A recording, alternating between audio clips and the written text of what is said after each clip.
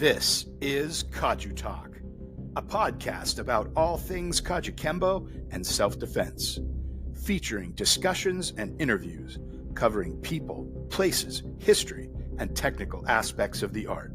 I'm Sifu Steve Miller of East Wind Kajukenbo in Central Oregon, USA. I'm Sifu Dave Charlesworth of Kajukenbo Napoli in Naples, Italy.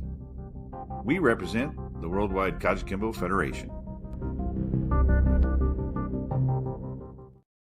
All right, good afternoon, good evening, good night, whatever it is in your neck of the woods. My name is Sifu Dave Charlesworth here. I'm here with my co-host, Sifu Steve Miller. I've got two guests on today, Sifu Charlie Hicks and Steve Altfish. Is that correct? Altfish. Okay. So Coach Steve Altfish on the line here with us today, and should be a pretty good show. So, Steve, want to kick us off? Hey, Charlie, it's an honor to have both of you guys here, but most especially you, considering we both know Grandmaster Bob Suttles, and I got to meet that guy. I got to meet your late Seafood Don Hildebrand a few times, who I loved. He was awesome. Yes. But we do have a few mutual friends in common. Quite a few, I think. I think so. And we love Bob Suttles. I love Grandmaster Bob Suttles. Honestly, he's probably my biggest hero in Kajukenbo, just to put it bluntly. Mine too. In pretty much all martial arts. I had four great instructors, but he's the one that always, was always very much the personal touch guy with me. It was like when I started training with him, I was a poor kid. I didn't have any money. He would pull me into the back of his produce truck when it was empty at lunchtime, and we would do cheese out for a half an hour. So, Bob was just great that way. I love that guy. Charlie, it is great to have you here with us. We've got so much to talk about. Steve, I don't really know you, but I'm glad to have you here too. We got a lot to talk about. I kind of want to start with your background, Sifu Charlie Hicks. Maybe tell us how you got started. Well, I started training with my father when I was about 5. He was in special forces in Vietnam. He was very stern, but all for a good reason. And he started me with he was a Golden Gloves boxing champion in the Navy, and he started me with boxing and military combat techniques that, were really far too brutal for some kid that's 5 years old. Yeah. But that was my start, and we lived rurally for a lot of the years.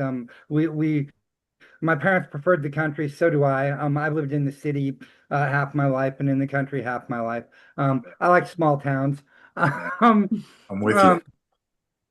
But I started training formally when I lived in Idaho. Basically, I was always amazed by martial arts, so I would pick up all of these books and I would check out books at the library. I had all of the old Bruce Tenger books, and I would practice those. And I had a annual subscription to both Inside Kung Fu and Black Belt magazine, and I'd read the stories and try to mimic the techniques, and I'd play around with my friends and try and put them to use as we were roughhousing and stuff. But my formal training began at 15. After our family had moved back to Eugene, Oregon.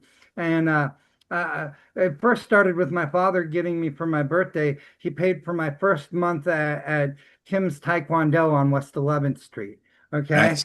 Yeah. And I was at Kim's until I was at my purple belt. But I started studying because my brother was a monster. And I love the guy to death, but he's 10 months older than me. When we were kids, he was 8 inches taller than me and outweighed me by about 100 pounds. Wow.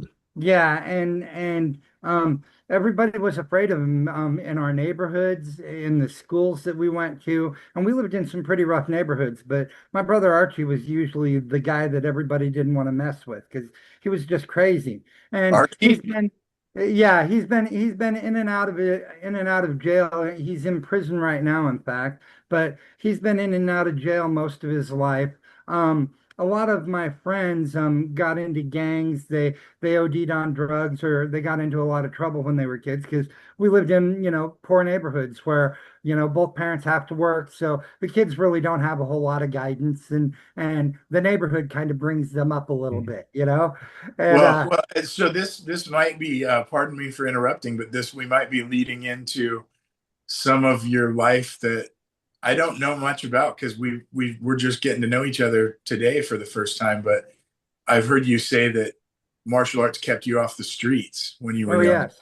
Oh yes. Yeah, And Bob Suttles was a big part of that. Okay. nice. The first person, well basically I'll back up just a little bit. I did very well in school. I got put ahead 2 grades and I graduated at 15.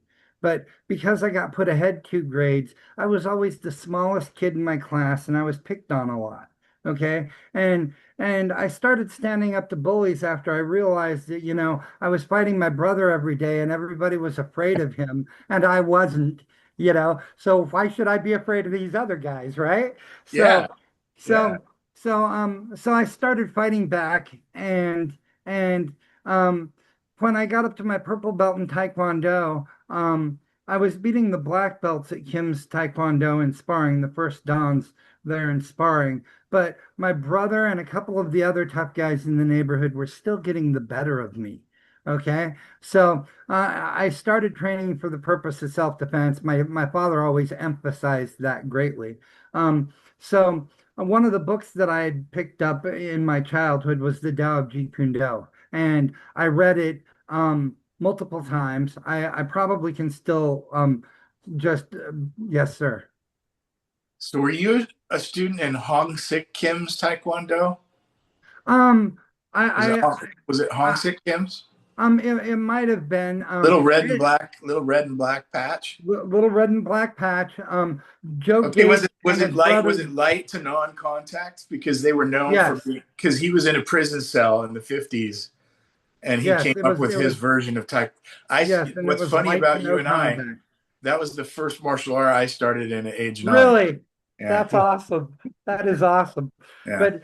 But so I started looking for something else, and I was good friends with Lily at Jasmine Valley Martial Arts. Okay. Lily, I don't know if Jasmine Valley is even around anymore. I didn't see it when we went down for the Hanmedang, but Lily and I became good friends, and I would go in and I'd buy equipment and stuff there and all of these books. And then I had a bunch of friends that were, brown belts and black belts at different arts, and we'd all get together in my backyard and just beat the crap out of one another and have fun. But we'd learn a lot from one another, and Nice. that kind of that Yeah. kind of started me with cross training. Yeah. And I was looking for a Jeet Kune Do instructor, and in those days it was rare to even find a black belt. And I didn't. I looked for 3 months and didn't find a single Jeet Kune Do instructor. They were there. They were just quiet and hiding. Okay, a couple of the people that I was training with, Sifu Don Hildenbrandt, for example. Okay, I started training with him in Eskrima, non-classical kung fu, and then a couple of terms of Tai Chi as adult education classes at Lane Community College when I shifted from high school into college at 15. Okay. And right at that time I was talking to Lily about Jeet Kune Do, and she's like I told her, I said, well, I'm kind of looking for a Wing Chun teacher right now, because I've looked all over for a Jeet Kune Do teacher, and I know Wing Chun was Bruce's first start, so I'd really like to. And she's like, oh, you need to go see Sifu Leung, down on Willamette Street. And this is back when he had the small school down on Willamette Street. And so I went in there, and I sat there and I watched the whole class. And Sifu came over and he sat down right immediately as soon as I came in, and talked with me and introduced himself. And then he went and he led his class. And afterwards he said, so what do you think? And I told him I would like to join. So I became a student of Sifu Liang's, and I was still training with Don.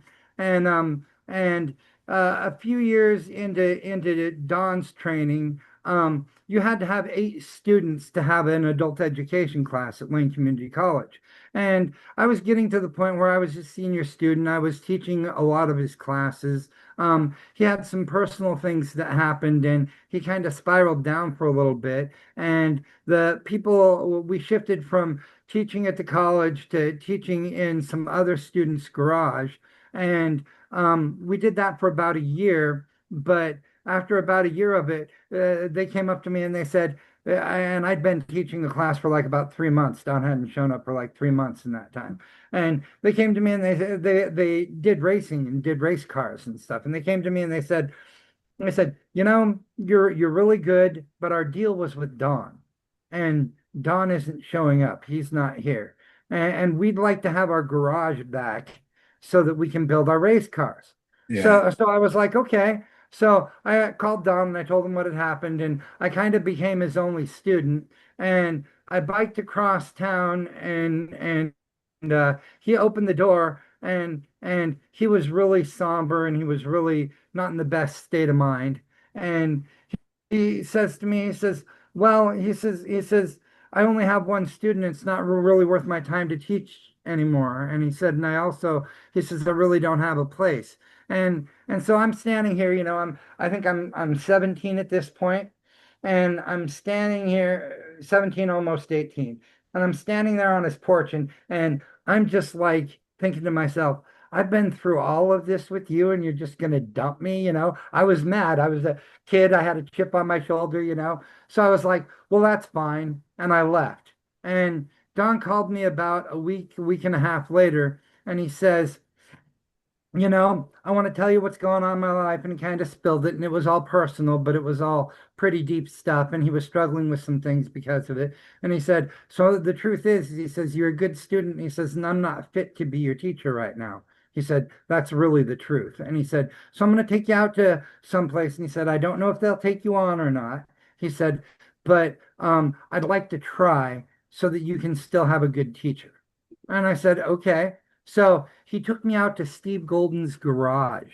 Okay. Wow. And yeah, and I met Dick and Bob and a lot of the other guys there. Skip and I were the only ones there at the time who weren't at full instructor level. And there were like 30 people there, right? And after the class, it was like I had such a great time. And I went over to Steve and I said, excuse me, sir. I would really like to join your class if that's possible. And he said no to me in probably the nicest way anybody has ever said no to me. He told me, as you can see, everything's really crowded. And I found out later I was 17 and he didn't usually teach anybody under 18 years Under of age. 18, yeah. And I found that out much later on, years later. He basically told me that it was too crowded and that, he was worried about people getting hurt already and he really didn't want to throw anybody else into the mix. And I was like, okay, and I was dejected, but I went back and I started training with Sifu Liang. And right about that time, a couple of different things happened. Okay. The first one was Sifu Liang paid for me to go to a Jerry Petit seminar that was held out on Willamette Street. And when I went there, I had this friend, I had saved up the money actually to go, and Sifu had already paid for it for me. Okay. So I decided to pay it forward. And I had this friend, Jim, who was an off and on training partner that also studied with Sifu. And I said, well, then I'll just take the money that I had and I want to pay for Jim, And at the time, Sifu Liang looks at me and he goes, Chuck, he says, are you sure you want to do that? And I went, well, yeah, Sifu, I want to pay it forward. He was telling me that he saw something in the character that I didn't. But so we went to the seminar and, 30 minutes into it, Jim's all like, oh, look who's here. Look at these guys, And I'm like, dude, I want to learn what these guys are trying to teach. So pay attention or I'm going to get a different training partner. And Jerry Petit heard me say that to him. And about 5 minutes later, I was like, all right, dude, I'm done. Go get another partner, And Jerry came over and he goes, I'll train with you for a little bit. And I was like, wow, So at that point, after that, pretty much all of the top ranking guys kind of came around. I played with Fran a little bit, who was at that point Jerry Petite's wife. I played with I played with Bob, I played with Dick, I played with Skip and a couple of other people, and had a great time. And I remembered them from going out to Steve Golden's, and I watched Dick Burrows get certified to a full instructor a full instructor in JKD with Jerry Petit and Steve Golden authorizing it during that seminar, right? And I just had a blast. And then I went back training, and I'd finished I'd finished into summer term, and I was working as a courier at the downtown center, driving back and forth between the main campus and the downtown center, delivering things back and forth. And I came out at the end of the day, well, lunchtime, basically. I finished my job was 6 hours, but I cut it down to 4 out of making my route more efficient. So I got paid for 2 hours for free. And I kind of had to, because in those days I was working a couple of different jobs, and I was trying to make all the ends meet because I was living on my own. And basically Bob sees me in the alleyway as I'm about to get in my car, right? And he just got done delivering produce at a deli that used to sit. I don't know if it still sits there or not. And he goes, "Hey, how's it going? Remember me?" And I was like, "Oh, yes, sir." And I walked over and I shook his hand. He goes, "So what are you doing right now?" And I go, "Well, I just finished work. I was going to go home, grab a bite to eat and take a shower and, get ready to go do my night classes." And he goes, "Well, I'm on my lunch break, and I just finished up my last delivery." He said, "The back of my truck here is empty." He said, "You want to hop up and do some chisao?" And I said, "Yeah, yeah, definitely." So we hopped up in there, and he pulled the roller doors down. And I'd been doing chisao for like about 3 years at this point, and I considered myself fairly good at it. Bob just pummeled me, man. I couldn't Yeah. stop him. Yeah. And every time he pummeled me, I would laugh because it was so easy for him to get in on me. And I think he kind of liked that I didn't, get butthurt or anything. I thought it was cool that he was getting me so well, and I was really interested in trying to learn. So he says, "So you want to make this a regular thing?" And I'm like, "Yes, sir." So then I started training with Bob privately, a lot in his truck. A couple times I went out to his place in Monroe, and then a little while later, I think I'd been training with Bob for about 4 or 5 months, and he told me that Dick had opened a school, and he told me to get my butt down there and sign up. So I did, and and at that point, I told Dick Burrows, because Dick Burrows was from Kenpo, and my father was a Kenpo karate black belt under Robin Scott at Eastgate Kenpo out in Springfield. Okay. And that was back when Skip Hancock used to be there, and he used to be the owner of the school there. That's right. Because I almost forgot about the Eastgate Kenpo guys out there. Right. That's funny. And Yeah, like that brought back some. right. Yeah. And so anyway, so I thought that, because my dad wanted to do some training with me and wanted to train with Bob at first, and then he started training with Bob on the sly a little later on, because the Eastgate Kempo guys wouldn't allow you to train with anybody else if you were training with them. Right. That is so, yeah, okay? yeah, that's right. And so I told Dick, thinking, okay, Kempo, okay, I want to make sure I don't break any protocol here. I told Dick, I said, I've been training with Bob for a little bit now, and I said, and he's really great, and he's the one that told me I should get down here and sign up. I said, "Sir, if it's okay with you, I'd really like to continue training with him." And he told me, he goes, "Chucky," he says, "Bob Suttles is the most knowledgeable martial artist I know." And Dick Burrows knew a lot of really good martial artists.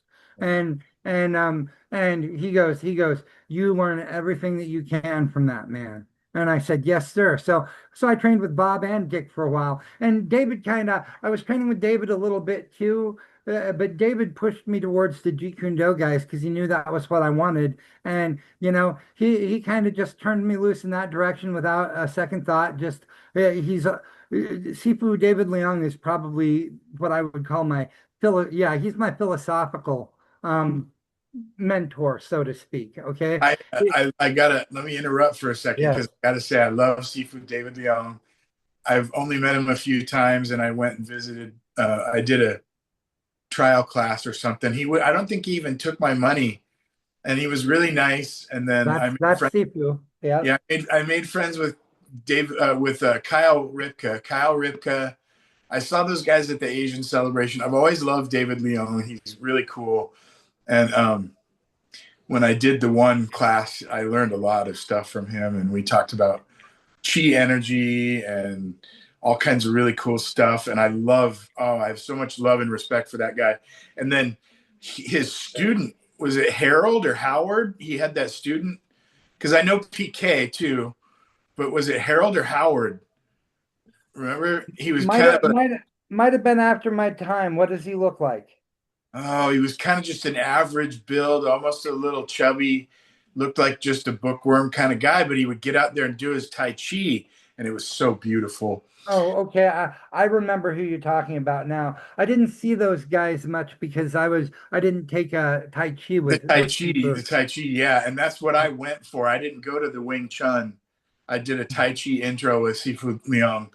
I watched some Wing Chun though. I was very impressed. And then Kyle invited me to come back later, and I watched more Wing Chun. So I've watched a few classes and hung out for one class and learned a little bit of Tai Chi. I was very impressed with Sifu Leong in general and his people, PK and Howard or Harold or whatever, and Kyle and other people. He's the one that got me off guys. the streets. He basically I was at a point where I was doing a lot of bad things to make money so that I could, keep paying for my apartment and stuff.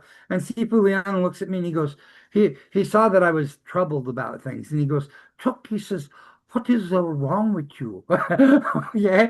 And I broke down and started crying and told him what my life was like. And he was like, no, he says, you come here, he says, you stay here, you stay away from those people. And he basically let me read a bunch of the philosophy books that he had, and let me spend lots of free time working on the dummy, and I cleaned the studio and led a couple of his warm-up classes. Back in those days, I don't know how he does it now, but back in those days, the Wing Chun class was an hour and a half long, and you did 45 minutes of chain punching and stance turning, and the idea there. I asked him one time why he did it that way, and he says, well, he says, Wing Chun is soft. He says, you have to be loose, no tension in your body.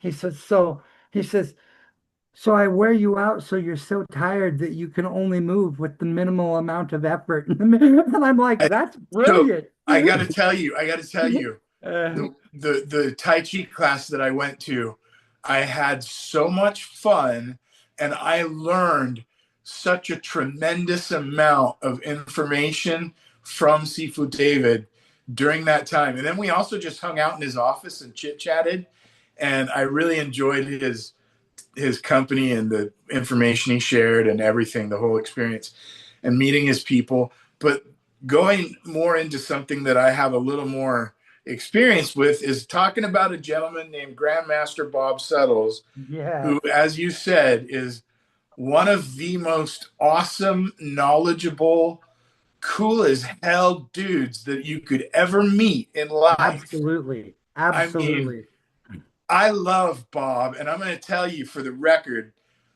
that dude is my number one hero in Kajukenbo. He goes both ways. He walks the walk, and he can talk story too. If you want to talk about someone who can talk the talk, he could talk story all day long with you because he knows everybody. Right. He has a heart of gold. He loves people. Yes, he does. His guys, him and his guys are the real freaking deal, people. And he never charged me. Bob never ever charged me for a class. I trained with him for years, and he never charged me. And, I could tell you a story because Steve and I went down, and Steve got to meet him. And the first thing he does is he pulls Steve over and he starts working on bridge arms so he can get Steve's structure better. It was like, yeah. I could tell you story after story, and I love Bob so much. And that's one thing that makes Bob the kind of guy he is he, you were probably around when he did the Children's Miracle Network stuff. Bob is not about money at all. He's about the love of the art. He loves people. He loves to teach. He loves to have fun. He'll crack some of the funniest jokes you ever heard in your life. But he's also about working hard in martial arts. Like when you go to a class, you're going to work hard. And guess what, folks? Martial arts is about fighting and punching and kicking and grappling. So when you go to a class, it's probably going to hurt a little bit and you're going to have your bumps and bruises. Oh, yeah. And that was one thing that when I first met Bob, I was like, man, you're awesome. You're one of the best I've ever met. And, when you work with somebody who knows what they're doing, there's going to be bumps and bruises, and you're going to, sorry, my thing is going to mess around here for a little bit. Let me do this. Sorry. But anyway, it might hurt a little bit. And it's kind of like when I met Banson Cat, Sifu Banson Cat, we lost Banson, rest in peace. Yeah. Rest in peace, Don Hildebrand. Rest in peace to a lot of folks that aren't with us anymore. A lot of them, I'm sure you probably know, Charlie. Yeah. But, Banson, I'll tell you, the first time I met Banson, I was at Lori's place, Bob's ex, and then I met Gary Chapman. I met Banson Cat. I can't remember, Rod was there, but I already knew Rod because Rod and I both knew John Liker. And then I always heard about the Chester brothers from John. And then Rod did landscaping at one of my neighbor's places, and he would see me training in my front driveway and my front yard or whatever. And he knew some of the guys that I hung around with. And so that's the coolest thing too, is when you make friends with one or two guys in martial arts in Eugene, you kind of start making friends with all of them, like Colin Davey. I met George and Sylvia a couple times, but I don't know them really well. But there's a whole long list. We just met George and Sil at the Hanmadang. And basically one of the things that we do with our program is we really vet schools very, very thoroughly. But I really didn't vet George and Sylvia's school very much because Bob was the one that recommended them. So I made 2 calls and heard great things, just like I'd heard from Bob. And I said, yeah, they're in. And Steve goes, Steve, my partner there, I go, what do you think? And he goes, yeah, they're in. And basically, we have three directors. We're all volunteers. None of us get paid. Hey, we should probably give a few minutes to your buddy Steve, Coach Steve over there, to do a little, fill us in. Tell us a little bit about yourself over there, Coach Steve. Absolutely. All right. Well, I'll give you a quick background for myself and then Joni's Angels. I came to martial arts very late in life. I grew up in a family construction company, and I played a lot of music when I was younger, but then I had to quit that with the construction hours and work construction. And then Joni's Angels is the name comes from my deceased wife, Joan, who when I met her, she was a runner, and I was starting to gain weight in my late 20s there, and so I just started running with her. And we got into just running clubs and running lots of marathons. I ended up running 37 marathons, something like that. Wow. Ran Boston twice, LA, Chicago, New York. And it was nice because we could travel together and run marathons and trying to be competitive and have a lot of fun. And then in 2005, she suffered a brain aneurysm, and she was in a coma by the time I got to the hospital, and then 6 days later she passed. So I was a bit adrift at that time and wanted to do something in her name. And her best friend Deborah and I were talking about what what she had, what she cared about and so forth. And we both had remembered multiple times she'd talk about wanting to, later in life be able to volunteer with kids. She hadn't been able to do that because when I met her, she was a CPA and she worked until we had a child. And so she was busy, but that was one thing she wanted to do. So Deborah was available to help, and we put together a nonprofit. We filed for the 501c3 designation in '06, and we initiated our operations in 2007. And what it was is she had a passion for this, the kids and families of children, specifically that were sick. They were in hospitals. She thought that in a pediatric ward, wouldn't it be nice to be able to go in and read to the kids, give their parents a chance to go home, take a shower. She was of that mindset. She would never leave a sick child, but wouldn't it be nice to help out and do that? And then Deborah came up with the other side of the concept, which was to form high school service clubs and get the volunteers, so we could run this with volunteers and get the volunteers their service credits.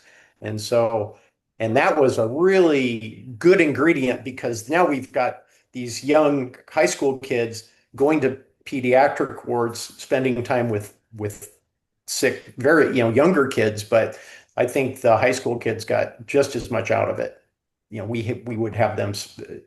We'd have a scholarship, a little scholarship award every year, and they'd write essays to compete for that. And reading those essays, they all talked about how it changed their lives to be there. So that was really neat. And then we had that going on with a local hospital in California until that got shut down because of COVID. So COVID killed that.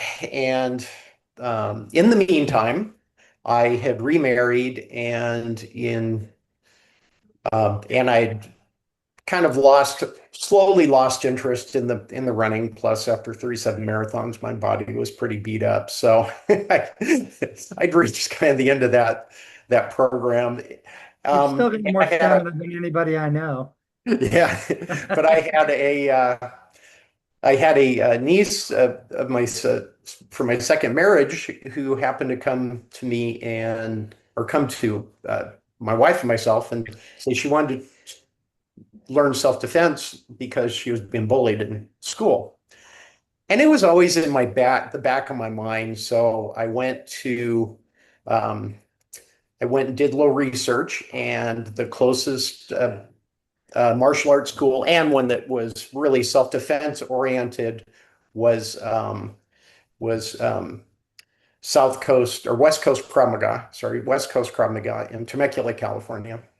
And so I told her I'd go with her, because I was looking for something else to do physically, and so I started with that. That's run by at that time he used the title a sensei, because when he came to California, he had opened up Temecula Karate. But then now we're going to get into Krav Maga history. When Krav Maga was founded by Emi Lichtenfeld in Eastern Europe and then in Israel, and it was kept with the Israeli Defense Forces, was kept kind of a state secret until I think around 1980-81. Emi was allowed to then share this with the rest of the world. He invited some martial artists from different continents to come and train. And so my teacher, he was in one of either the first or the second class that Darren Levine gave. So we had Emi Lichtenfeld as founder. Darren Levine was the first generation that brought it to he was the North American representative, I guess you would say. And then John Gabriel was the next generation there. So it's kind of nice to know that lineage. And I trained there until COVID caused the school kept going, but when everything was remote, I found I could also work remotely, and so I moved to Idaho. and when I got to Idaho, I trained remotely while they were doing the remote training, but then I wanted to start seeking out some other training. We didn't have anything close here for Krav Maga, and they had my teachers had always told me that when you get to higher levels, you should be training Jiu-Jitsu and Muay Thai along with the Krav Maga, because those are very complementary to the way that Krav Maga teaches their striking and their grappling. So there was a school here, Black Bear Martial Arts, as Sifu Charlie had mentioned, and it was a Jiu-Jitsu school. Mostly jujitsu, but they had a Muay Thai class once a week, and they were just getting, they were running what would you call under the radar with, that you could come in if you want, and nobody was supposed to be in, but Idaho wasn't enforcing it anyway, so we were still doing some contact, and so I got to start jujitsu and a little bit of Muay Thai striking. But the owner, Professor John Brown, who runs the school now, he wanted to add Krav Maga to his program. So we started training together. Then we both ended up working and getting instructor certifications. I got my instructor certification with Mark Slane from United States Krav Maga Association, they're out of the Midwest, but they were more accommodating for to be able to go and get the training pretty quickly, and since I had already worked my way through the Krav Maga worldwide system, and that it was nice to get a different perspective with USKMA. And so I did I started that program, and that's where I am. Well, was it Sifu? Was it 3 years, 2.5 years ago we started training?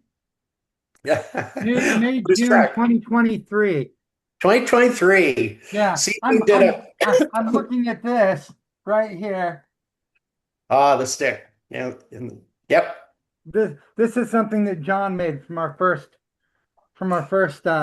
stick fighting seminar there that Steve's about to tell you about. Anyway. Yep. Go ahead. Yeah. So Sifu put on a multiple week seminar on Filipino stick fighting, and so I signed up for that and was went through that, and at the end of that seminar series, Sifu came up and asked me if I'd like to do some training and show him what I had from Krav Maga, and he would show me his stuff. Sure. Vast. So that was 2023. Yep.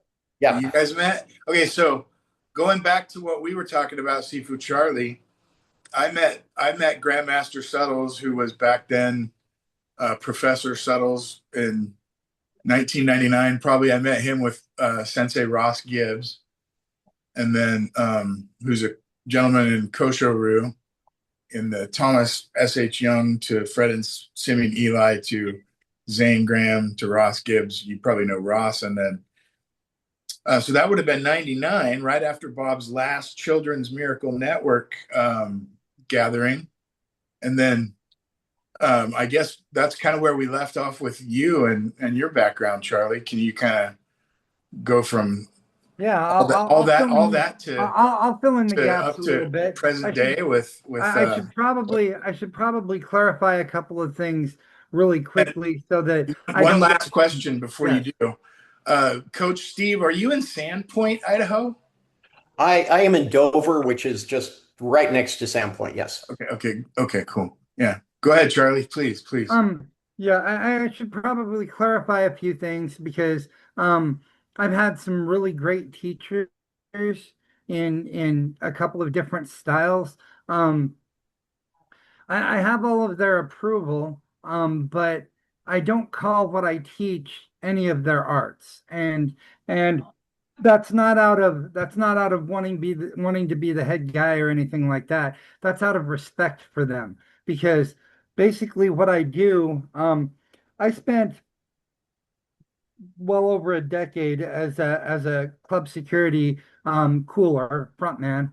Um, so um, and when I left Eugene, um, shoot in 95, 96, maybe even before then. But when I left there, basically I had already developed a habit and a pattern of having a bunch of really great people around that I would train with and we'd share information. And I watched Dick and Bob and David and all of those guys, and that was exactly what they did. So after I left there, I kind of became, I guess, sort of the Ronin type, you know. I wandered around. I found people that had a good attitude, that didn't mind playing a little hard and wouldn't get their ego involved in it or get all pissed off. And we'd share information. And I'd trade them lessons for lessons and teach them some of my stuff, and they'd teach me some of theirs. And I've been doing that for almost 30 years. So the But influences. you left Eugene in 96? Maybe even before then. It might have been 93-ish or so. I'm not sure. But it was early 90s when I left Eugene. Okay, okay. Then I moved to Idaho. And I moved to Idaho. I moved to Idaho because I had been involved in something that is now legal there, but wasn't at the time.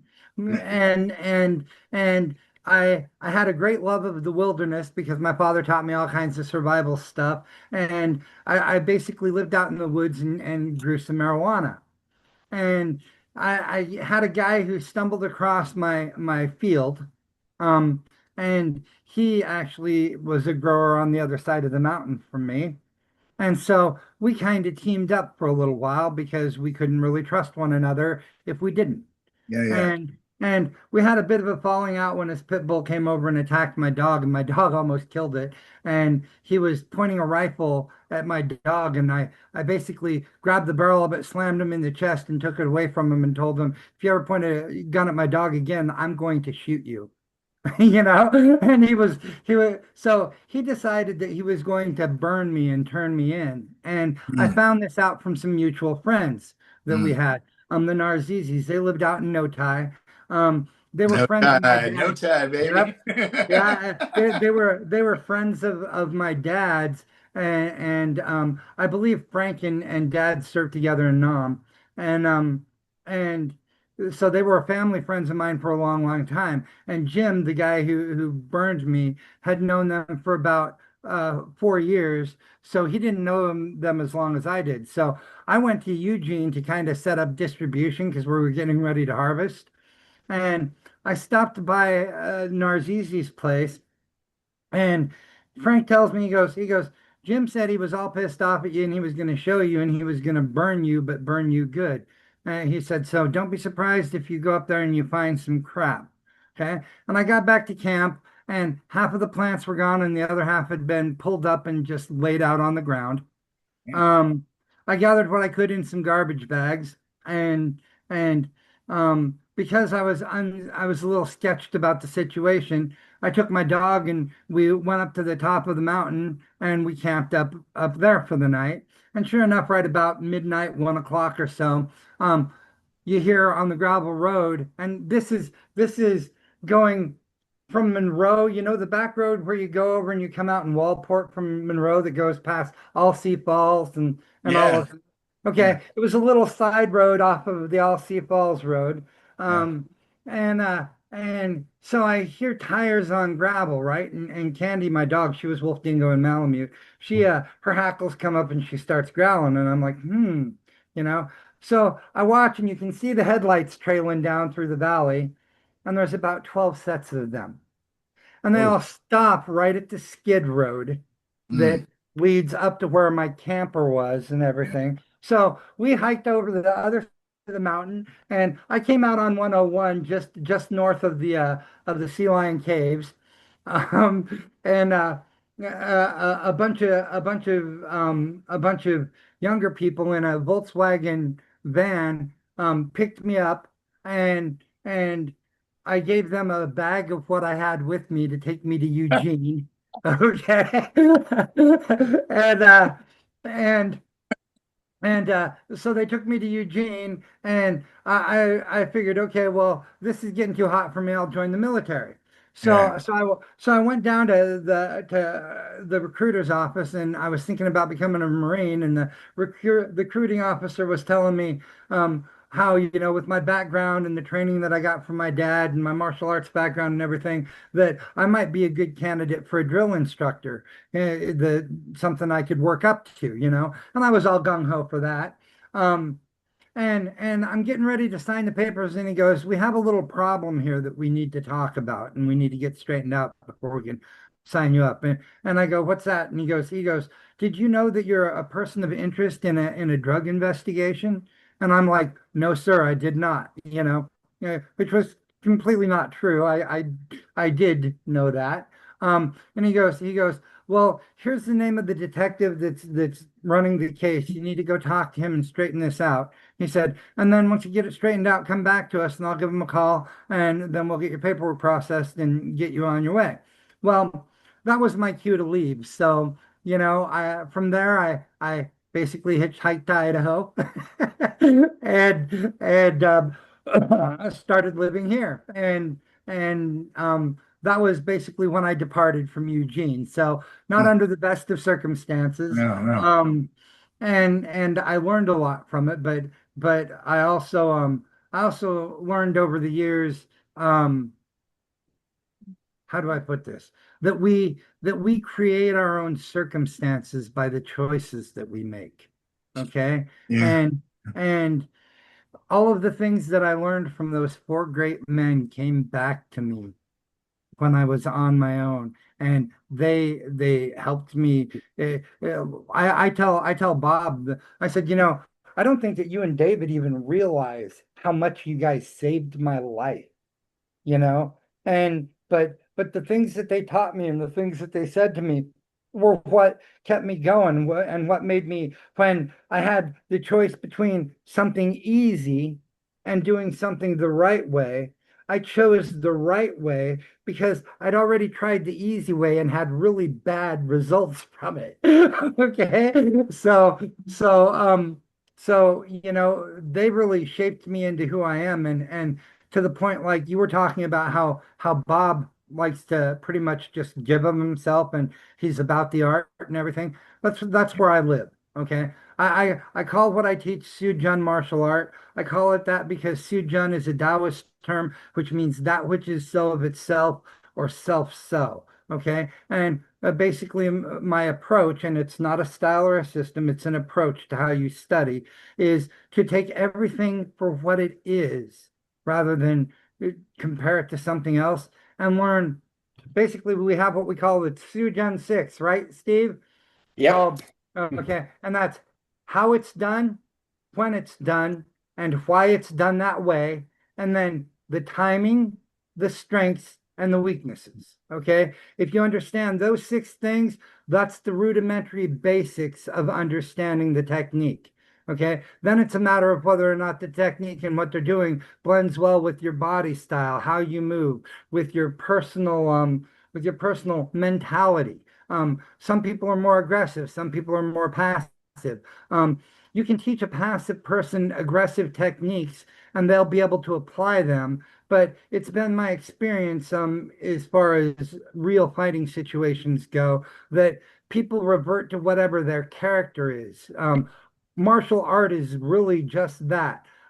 Martial, the combative or warlike, and then art, which is the expression of the individual spirit through some medium, whether it be painting or writing or anything like that. Well, as martial artists, gentlemen, our expression of ourselves comes about through what we do. It comes about through our kung fu, our karate, our Filipino martial arts. It comes through. That's our expression of it. So for me, calling it Sujun martial art was the only smart thing to do, because I couldn't really call it Wing Chun because I have principles of Wing Chun in what I do, but I also do stuff that's completely contrary to what some of the Wing Chun concepts are. Jeet Kune Do, I could call it Jeet Kune Do, but quite honestly, um, at the point in time when I was on my own back in the 90s, there was a huge uproar in Jeet Kune Do, and everybody was bitching about how everybody else's Jeet Kune Do wasn't legitimate. And I was watching all of these people that I respected get embroiled in all of these arguments about that. And I went, I really don't want to have a part of that or have anybody really questioning what I do or Yeah, thinking that I'm reflecting on my teachers, totally, totally. So I called it my own thing so that all of the onus of whether it's good or bad comes down on my head. And if I do anything that's contrary to what they do or contrary to what they'd like me to do, I'm not disrespecting my teachers. And quite honestly, I try to do what they like me to do because they're all very brilliant men and they're all very good people and good martial artists. And the two that are still with us, I haven't spoken with David in quite a while, but I speak with Bob pretty regularly, and he still gives me great advice, and he still is just in my corner and always ready to help no matter what. And that's a lifetime of that. Okay. There's my example of what to be as an instructor. Okay. Well, it's pretty And that's I got, kind refreshing. of I what gotta I try to say, follow.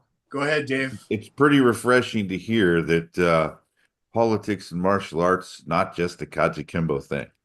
Oh no, it's politics and martial arts is everywhere, brother. And I personally don't like any type of politics. I think it divides people. Yeah. And the beautiful thing that I see in martial art is there's two things, okay? One, it brings a lot of people together. Like look at all of us right now. Okay. Yeah, I like you guys. I think we've just made some good friends here. Yep. Okay. Martial arts does that. I Okay. gotta say, thanks to Sifu Suttles for encouraging me to.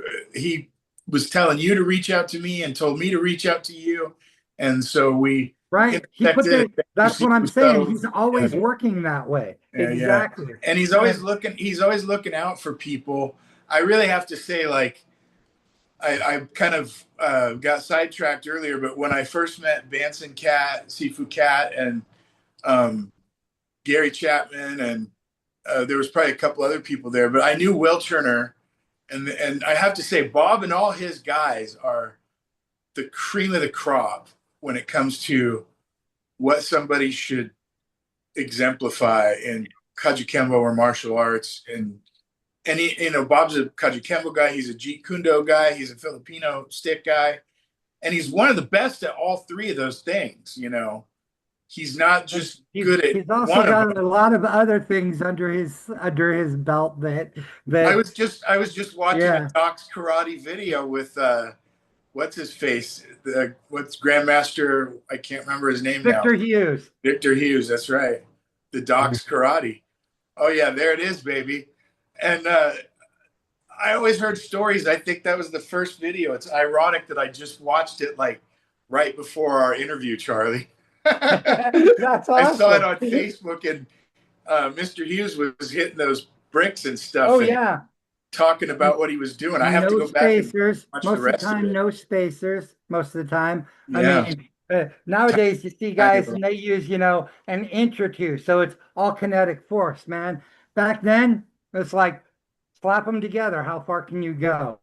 Well, and I watched a clip. I didn't watch the whole video. I have to go back and watch it later, but it showed him doing a few different breaks, and I was very impressed. 3 breaks that stuck in my head, and he did the one where it was a towering stack of bricks, and like you said, very minimal on the spacers.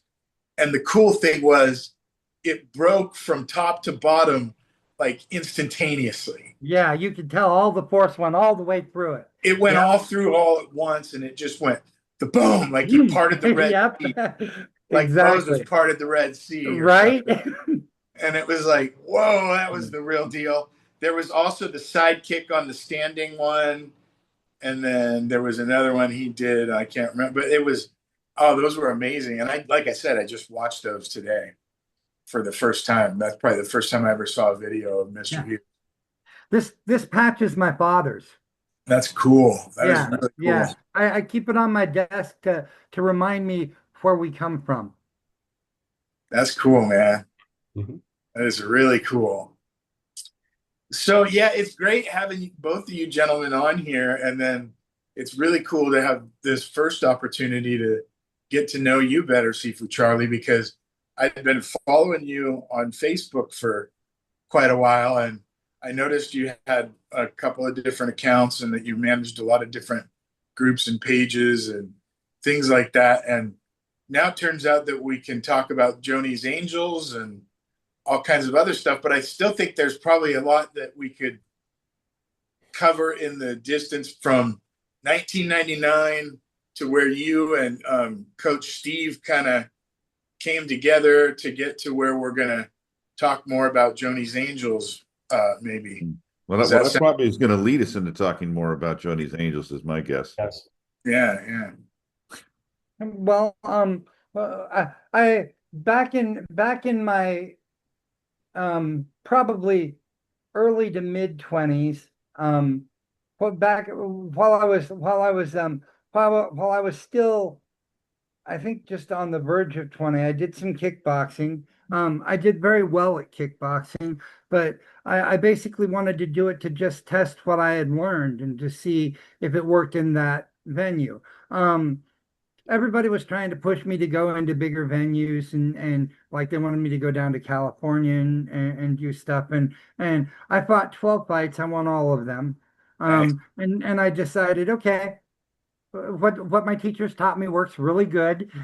Okay, so I was really happy about that, but I wasn't doing it for fame or a championship or money or any of that. So my thing was is I wanted to pressure test my stuff and see Yeah. how it held up.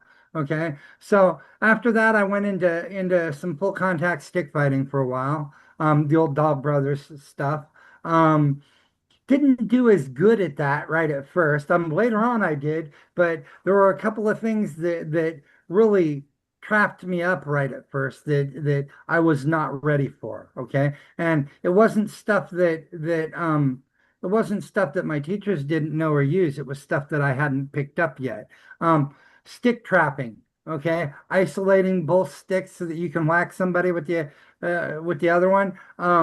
That was something that I developed pretty well after getting my butt handed to me a couple of times by opponents in stick fighting that did that to me, you know. And after about 2 years, I got really to where I was winning the competitions that I was getting into again. And at that point, it was like, okay, now I'm satisfied with where that's at. I did a little bit of knife stuff. I had some friends that most of my stuff after that was just with friends and people that I met. But I met GM Stephen Degon who founded an art with his brother called Tenkido. Stephen's a Hall of Famer.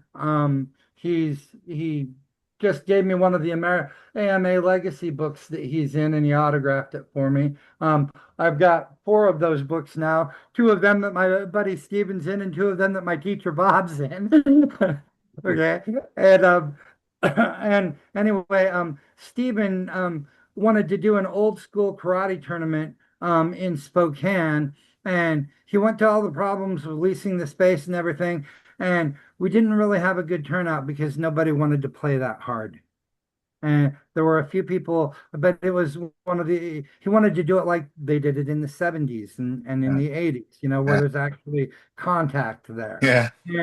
And so that one kind of burned out, but Steven and I became friends, and we trained a lot together, and I always had people who would come and look me up, like for a while when I was bouncing, the only people that I was teaching were people that were in my family.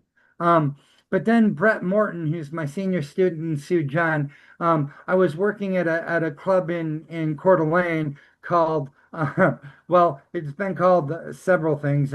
It changed to Deja Vu while I was there, but basically it was not quite a strip club, but we had strippers in there all the time. In Idaho, you can't have strippers, you can't have nudity and alcohol in the same building. Okay, it's part of their law. So basically, it was a bikini stripper bar, but we had rules where one, the girls couldn't show certain things. It was funny because I told my wife we had something called the thumb rule, right? And that's when the girls doing the bent over thing on the tip rail and stuff, you walk up and you put your thumb up like this, and if you can't see fabric on both sides of your thumb, you have to pull that girl off the stage and get her to go upstairs and fix her outfit because you're violating public decency rules, and it could cost us our liquor license at the bar. Okay, so so my wife, I told my wife, I said, if you ever come into the bar and you see some girl bent over and you see me doing this, I'm not giving her the thumbs up, okay? And she was like, okay. So I love Idaho, first of all, and my Uh-huh. family on my mom's side had roots there, and so it's Idaho is special to me, but they're a Huh. little bit different with their laws, I have to admit. Oh yeah. Oh Yeah, I mean, yeah. interesting. It's interesting that you were talking about that. You, Beautiful state, though. Beautiful are state. you familiar with the Coeur d'Alene Resort? I see. I haven't spent time in northern Idaho, only Twin Falls and Boise and things that are in between here and there. Gotcha. So, but I love southern Idaho. I always wanted to go to Sandpoint, for instance, because there's a guy I know in Sandpoint, an Aikido instructor. And yeah, Idaho's just a beautiful state. Now you're on the What corner what of, are you on the What's corner that? of Oregon right now? You're No, on the I'm on the corner of Washington of and Washington. Wow. Idaho. Yeah. I'd say we're probably about 90 to 100 miles south of the Canadian border. Okay. And we're like literally right on the state So line between Idaho and you Washington. can just hop on down to Sandpoint whenever you want pretty easily, or Yeah. Sandpoint's 30 miles from here. It's 45-minute drive. cool, cool, cool. Steve and I do a lot of seminars there. Nice, We do nice, we do our seeing seminars, which are our advanced group, basically. nice, nice. Elder brothers, we do those seminars at North Idaho Jiu-Jitsu where he teaches. John Brown, Professor John Brown, who's the owner there. When I met him, he was a blue belt at Jiu-Jitsu, and they had North Idaho Jiu-Jitsu and Black Bear Martial Arts at the old building, and John was leasing space from, well, actually John's teacher at the time, who I'm not gonna advertise for him or say his name. I'll just say that I spent a month convincing the Tang Judo people to cross train with the Jiu-Jitsu people so that they could learn from one another and grow, because that's kind of how I've been doing things myself for the last 20, 30 years. And we got it all set up, and this guy and his ego pissed off all of the Tang Sudo people Really? within 5 minutes Oh, wow. yeah. So it was like, and he later he brought John up to the level of an instructor, and when John was at I'm not sure if he was at his black belt yet. I think it was right after he got his black belt. John was teaching the youth program there, and this guy just up and bails and takes all of the adult class people with him, and just leaves John in the lurch with the school and everything. And John has built a tremendous school, an incredible youth program. It's one of they're one of our Guardians Network member schools because he's such a great guy about things. And it's like I've been in MMA schools and jiu-jitsu schools where everybody's really rough and real macho and stuff like that. And John is both very knowledgeable and very capable, but he's also a real kind and nice guy. and he teaches his people good sportsmanship. He teaches them character values and stuff along with skill, rather than, like I trained with there was a guy here, Derek Cleveland, that had the Lions Den in Coeur d'Alene back when I was working as a bouncer, and I ended up throwing a couple of his different champions out of bars because they were being assholes. Because Derek used to bring them around to the bars and tell them to go start shit with people to get some more realistic training, right? And and anyway, so one of the guys was a guy named Clinton Carr who I drug out of the Torch, that was that strip club that I was telling you about. And afterwards he came back, and my approach has always been that, when something's done, it's done. I try not to hold grudges. When I was working as a bouncer, the thing that everybody says, they make fun of the Roadhouse movie. Okay, but there's some really good advice in that movie. If you're really a bouncer and you're really a security professional, be nice. Even when you're walking them out, be nice. Okay? And it's like Really there are true. times when you got to get really rough with people, and I had to a few times. The guy, one of the MMA champions I had to pull out, I didn't know what he was doing. Picked up a shot glass and he threw it at the bar back.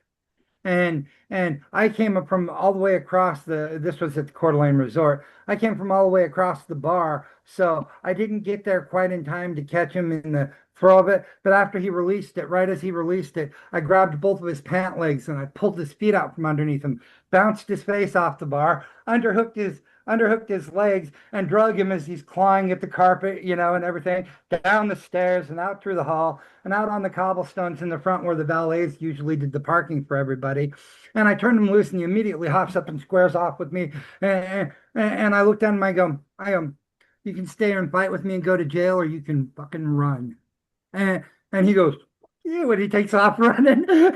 Yeah. Okay. Well, I went back in, and Derek, who was Derek Cleveland, who was the owner of the school, he and the other guys are getting ready to leave, and they're walking out. And he looks at me, and I looked at him because I knew he was the teacher. And I said, I don't know how you roll, pal. I said, but if that was my student and he did that in my presence, he would not be my student anymore. And he looks at me and he just kind of goes, and just walks away, right? Well, closing time, Trevor Prangley, there at that time he was a heavyweight champion, okay? And he was the biggest, meanest guy in Derek's crew, looking, nicest guy, but he looked like he could pick you up and crush you, right? And here comes Trevor walking down the hallway right at 2:30, right when we're getting ready to close. And I look at my door guy Forrest, and I go, fuck, man, they sent the biggest, meanest one back. And I take off my walkie-talkie and I set it down. And Trevor's got this stern look on his face, and he walks up to me and he juts out his hand. And I reached out and I shook his hand, and he goes, I just wanted to apologize for the behavior of my friend. And I went, well, thank you, partner. I really appreciate that. But honestly, I said, you shouldn't be doing it. Your teacher should. And he goes, I know that, but he won't. So I am. And I was like, you're okay. You can come in anytime. And Trevor and I became friends, and he left Derek shortly after that, opened his own school, which he still got here. And for a while, I taught a stick class in the back of his school. Right on. So, There you so go. this is kind of how the my training kind of went. I would meet people Yeah. like I met Eric Boucher and a couple of the guys from down in Boise, who were, under Chris Kent, under Ed Hart, under a few other guys. And they came up, and I met them because they'd come into one of the bars that I was working at. And they were part of the construction crew that was going on. They were engineers. Okay. So I met them, and Brett Morton, the guy who got me back into teaching, was friends with them and told them, no, you need to come out to Charlie's garage and train with Charlie. And it's like Brett followed me around for almost a year every week he'd come in. He worked for Red Bull, and he's now one of their managers, one of their head guys. But at the time, he was driving the trucks, and he would come into the bars that I worked at delivering Red Bull, right? And he would come up to me and he'd go, I'd really like to learn from you. And I'd tell him, nope, I'm not taking any students right now. And then he'd come back, 2 weeks later. Are you taking any students yet? Because I'd really like to learn from you. And after, almost a year of this, I finally said, okay. I said, and at the time I was living in Spirit Lake, which was about, I don't know, 15, 20 miles from Coeur d'Alene, And I said, okay, here's the thing. I said, you want to come out to my house and train? Come out to my house and train. I said, I don't want any money. I said, but you have to show up for every class. I said, you do that for 3 months. I said, and I will keep teaching you. I said, you don't, and I won't. And he said, okay.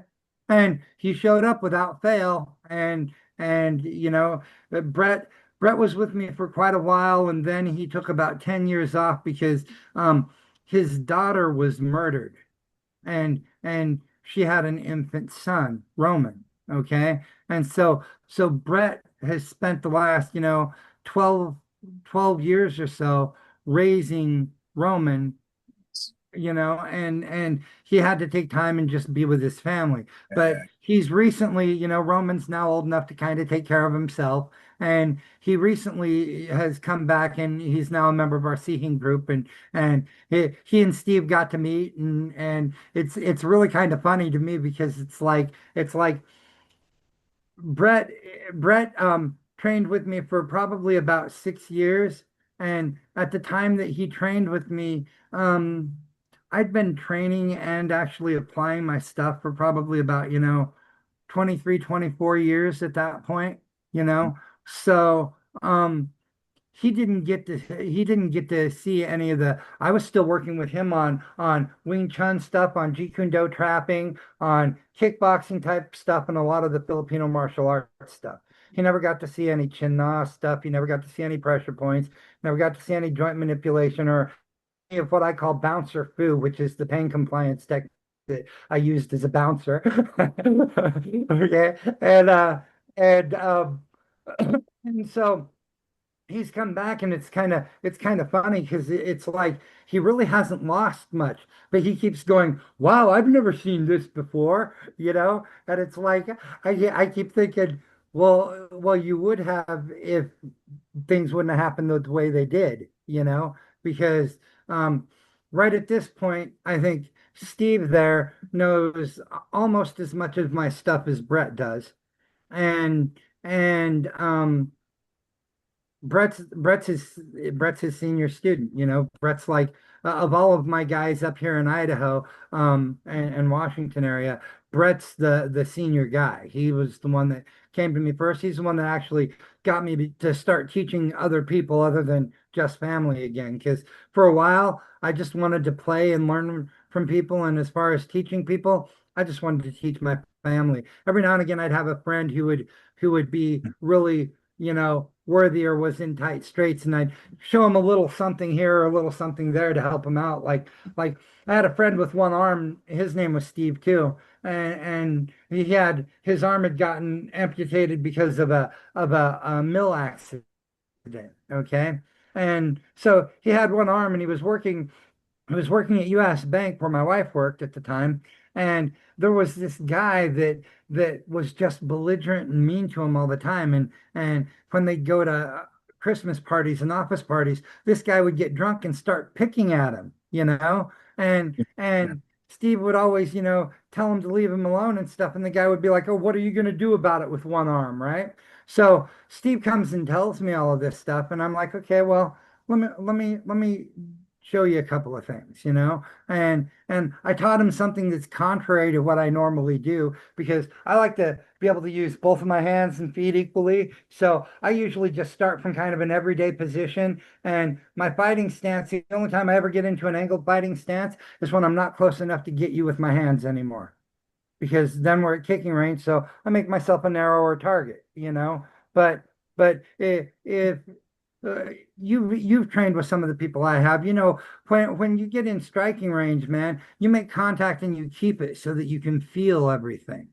And then it really doesn't, what they do, you're feeling what they're doing. So where you're open, as long as you're aware of where you're open, really doesn't matter whether you've got a narrow target or a wide target. As long as you've got your weapons between their weapons and you all the time, you safe. Okay.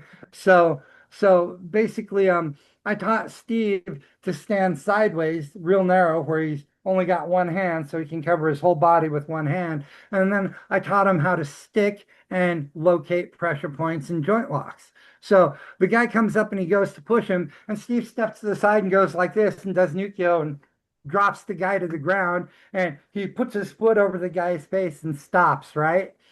And then he lets the guy up and he goes, I got to tell you, Charlie, he said, that felt pretty good. He said, and he doesn't pick on me anymore. So it's like, you know, there's been a few guys that I taught like that, you know, they just needed some help. But for about 10 years, I only taught family members and stuff like that. And then Brett Morton got me back into, you know, teaching more full time. Now I'm training and teaching every day. I mean, I'm not teaching every day, but Steve comes over once a week.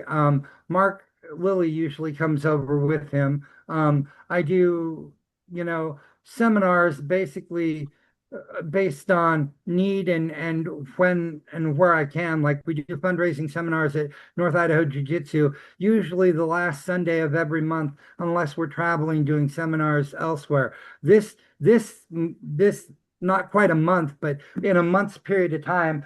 At the end of this month, we've got a Seeing seminar in Sandpoint, and then on the 11th we have a big seminar that we're doing at Free Wind Martial Arts at Moses Lake, which I'm really excited about because they were our first school in our program, Right. and it's a great school. And we got a really warm reception at Moses Lake. When we brought them into the program, they put us on the front page of their paper. I've actually made friends with several of the you know city leaders there, like Andrew Copen, and it's actually going to be for when we have our first Joni's Angels Martial Arts Expo and Charity awards banquet, which is slated for mid to late 2027. It will be in Moses Lake, probably at the fairgrounds. We've got most of the logistics worked out. We're working on the funding. We're working on the details. I got to get volunteers and funding. The rest of it's all pretty well worked out. So it is something we're going to do. We just need to get busy to make it happen. That's all. And we're doing that. Then on the 25th, Bradley's Taekwondo in Chihuahua, we're going to be doing another seminar there. So we're basically going to be doing 3 seminars within a 30-day period of time. And they're all different seminars. Some of them cover some of the same material, but it's not the same seminar being repeated. It's like I'm doing a bridging seminar is what we're doing at Free Wind, and that's going to be basically, you know, everything from long distance, monitoring with your weapons, monitoring with your sticks, monitoring with your hands and your feet, all the way to attachment, to trapping, to joint locks and takedowns and things like that. The one we're going to be doing at North Idaho Jiu-Jitsu is going to be on just going from striking range into trapping, and from trapping into takedowns, joint locks, and you know, pen compliance holds and things like that. The one that we're doing at Bradley's Taekwondo is going to be what I call a Frankenstein seminar. And what that means is we take the arts that we know and we take the principles and we apply them to the arts that they know, and allow them to figure out how to use our principles and our techniques that blend with their stuff. So it doesn't look like Jeet Kune Do, it doesn't look like Wing Chun, and it doesn't really look like Filipino martial arts, because you've got a lot of blocking, and then but instead of blocking and knocking the weapon away, they're blocking and sticking with it so they can get a joint lock, so they can move into, like, the elbow lock or a wrist lock or something like that. You know, And let me interrupt for a sec. When you absolutely. started off and you were talking about like the 6 concepts that you mentioned, that really resonated with me because I'm a big fan of concept-based training where you can, So am I. That's yeah, that's pretty much all we do, man. yeah, yeah. And when you started talking about that, I thought, oh yeah, he's speaking my language. Yeah. So you like to find like universal principles that transcend all the styles, right? Yeah, absolutely. When you started That's going down that road way early on in the conversation, I thought, oh yeah, oh yeah. Yeah, And so, that's the basis of that's what Sujun is all about. Is it's about finding universal concepts that transcend styles and systems, and then figuring out how those principles and those concepts can be applied with the skills that you have as you're learning new stuff. Because the reality of it is, if you're using it for self-defense, okay, doesn't matter what stage in the game you're at, okay. Doesn't matter if you're just a beginner or whether you've got decades of experience.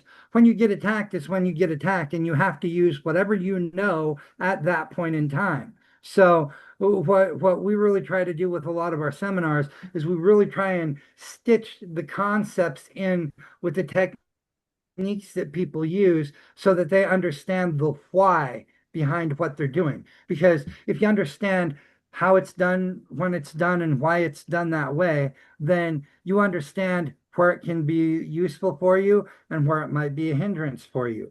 And those are the things, it's like there's a lot of stuff that we do in training that we do a more modified or a more abbreviated form of it when we're actually using it for real. And it's not because one is different than the other than the approach. When you're practicing, you're looking at your structure, you're looking at everything that you're doing, and you're trying to make sure that all of your principles and everything are sound because you can. That's what training allows you to do. It gives you the time to slow everything down, to break everything down, to figure out how it all works. You don't have time for that in a real encounter at all. You just got to go with what your body tells you to do. So what we try to do is we try to help people make those connections so that what they're doing feels natural to them, because what you do in a fight is what feels natural to you. It's like I know several pretty complex techniques that I can apply in a demonstration or in a controlled environment, but I don't think that I would ever try them in a real situation. And I can't really say that, but I'll say that in years of bouncing and other things, I've never encountered a situation where I had to use them yet. Okay. Yeah. I And that's might the at some funny point. thing because a lot of people will, you know, comment or whatever on when you do technique-based videos and things like that, right? Well, they'll be like, that'll never work in the street and this and that. That's just Corey, Right. you How know. do you know? How do you know what'll work in the street? Exactly. And then the reality of it is though is like you just said is when you're training, you're slowing things down, you're breaking things down, you're learning basic concepts, principles, body mechanics, and everything else, and you're allowed to experiment with that so that when you get out into a real situation and you're out there in the street and something does happen, something cooks off, you can react to it and you have some kind of a library, that allows you to, you know, at least try to counter whatever's happening to you, you know. And Sure. people don't understand that whole concept, and they're all just like, always want to be the critic, but and I think what's kind of unique about you, Charlie, is what you're talking to us really. It's like when you talk about mixed martial arts, right, in general, right? Um, a lot of people immediately will jump to UFC and things like that, and they'll think that's mixed martial Right. arts. No, that's not mixed martial arts. Right. That's That's a that's a sport. sport, right? Yeah, yeah. Um, Right. but what you're talking about, like with all the things that you do, you're basically taking little pieces here, little pieces there, things that work from this style, things that work from this style, things that work from that style. And earlier on, you were talking about, well, that's why I don't call my art, what my my teachers called theirs, Because it'd be disingenuous. Exactly. because you're basically taking that MMA concept, and building your own expression, so to speak. And that's what a lot of people don't understand, is that happens anyway when you're talking about, like, for example, in Kajukenbo, every different school of Kajukenbo is probably a little bit different than the other, you know? Yep. And they all share with one another and learn things from one another. Exactly. Like Kajukenbo, that's one of our things is, oh, hey, that looks cool. Hey, that worked great. I'm going to steal it. Right? And we do that in Kajukenbo is because it's really a street fighting style.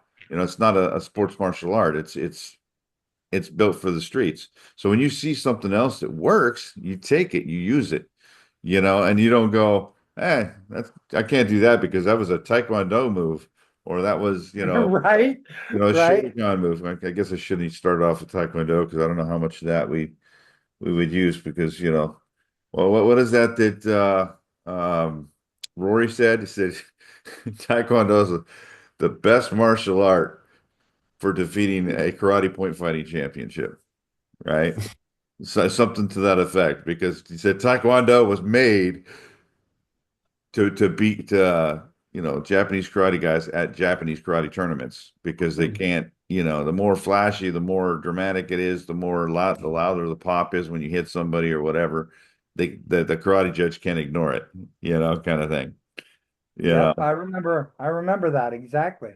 Yeah, but I mean that's not to say that, I mean, every martial art I think has something, and there's only so many ways you can punch and you can kick somebody, but Exactly.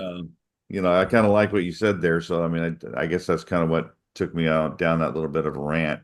I'll usually Well, I really enjoyed the rant. And brother, we're kindred spirits in the way that we look at things, yeah, man. Absolutely. and being an ex-bouncer too, I'm chuckling over here, freaking. So you've seen the drunk 30 stage of things. Oh yeah. Oh yeah. Well, I think at least three of us have been a bouncer at one point in time or another. Yep. I don't know about you, Steve, but we've all No, played that game. no, I didn't have any skills at that time. All Yeah. I did was try to keep from being bounced. Yeah. Well, I'll tell you, I think I've only been bounced once in my life, and I don't really remember why. And it's one of those things where I think somebody was upset that I was talking to his girlfriend, and I was like, "Well, I'm not even interested in her, dude. We're just talking." You know, Right? um, you know, but yeah. So I mean, to me, that was just kind of my little laboratory kind of thing of to check things out a little bit, and it was fun. I mean, it was great. It was like going out, but you weren't getting drunk. So I mean, you remembered everything at the end of the night. Uh, Right?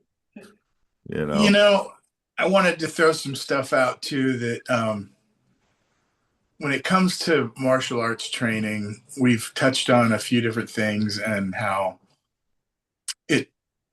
one takeaway that we can all agree on is how martial arts training makes a positive impact on your life in more than one way.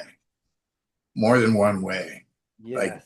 all of us have stories where we can give examples of how it improved our lives in more than one way and how it can do it for anyone who gives it a chance. And it's not a one size fits all thing, but anyone can stick with it. And it's made for everyone. You just have to find a way to settle in and Well said. find your tribe. Like one thing I can be thankful for is people like Sifu Settles and other people that I could list off. I mean, eventually, Sifu Charlesworth and I will do an episode where just he and I go through a list of people, kind of where we interview each other. We just talk about our own background to give listeners and viewers a better understanding of who we are. And that's why we love to be able to just bring people like you and Coach Steve on to share who you are, what you're doing, how you're meeting people and helping pass it on, like, pay it forward, keep the flame alive, where people, because I could tell you about stories my teachers like Sid Lopez that Dave and I both have in common, Al DeCoscos at one point.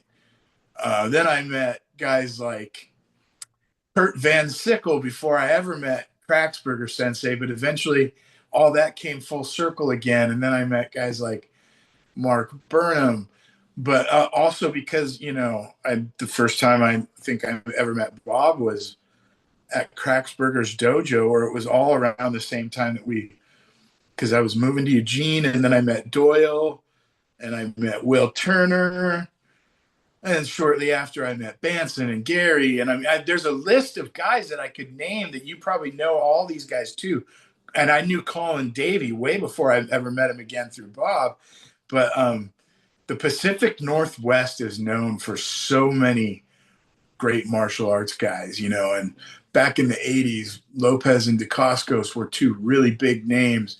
And black uniforms weren't a big thing back then. You'd show up in a Kung Fu t-shirt with black Kung Fu pants, and people are looking at you funny. But then the same guys in the black t-shirt and black pants are taking home all the trophies. But most of the times it was white. There's a little flashback right there.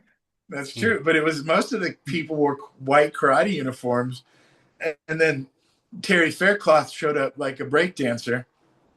I'm just kidding, but I got to give you some kudos, Sifu Terry, and because he's kind of still a fashionable. His cutoff, he almost has a variation where he mashed up his top to where it's shorter sleeved, little shorter cut, and not literally a breakdancer, but definitely set his own fashion statement out there too. And different people have their own trademark they developed over the years, but Charlesworth, you remember back in the 80s and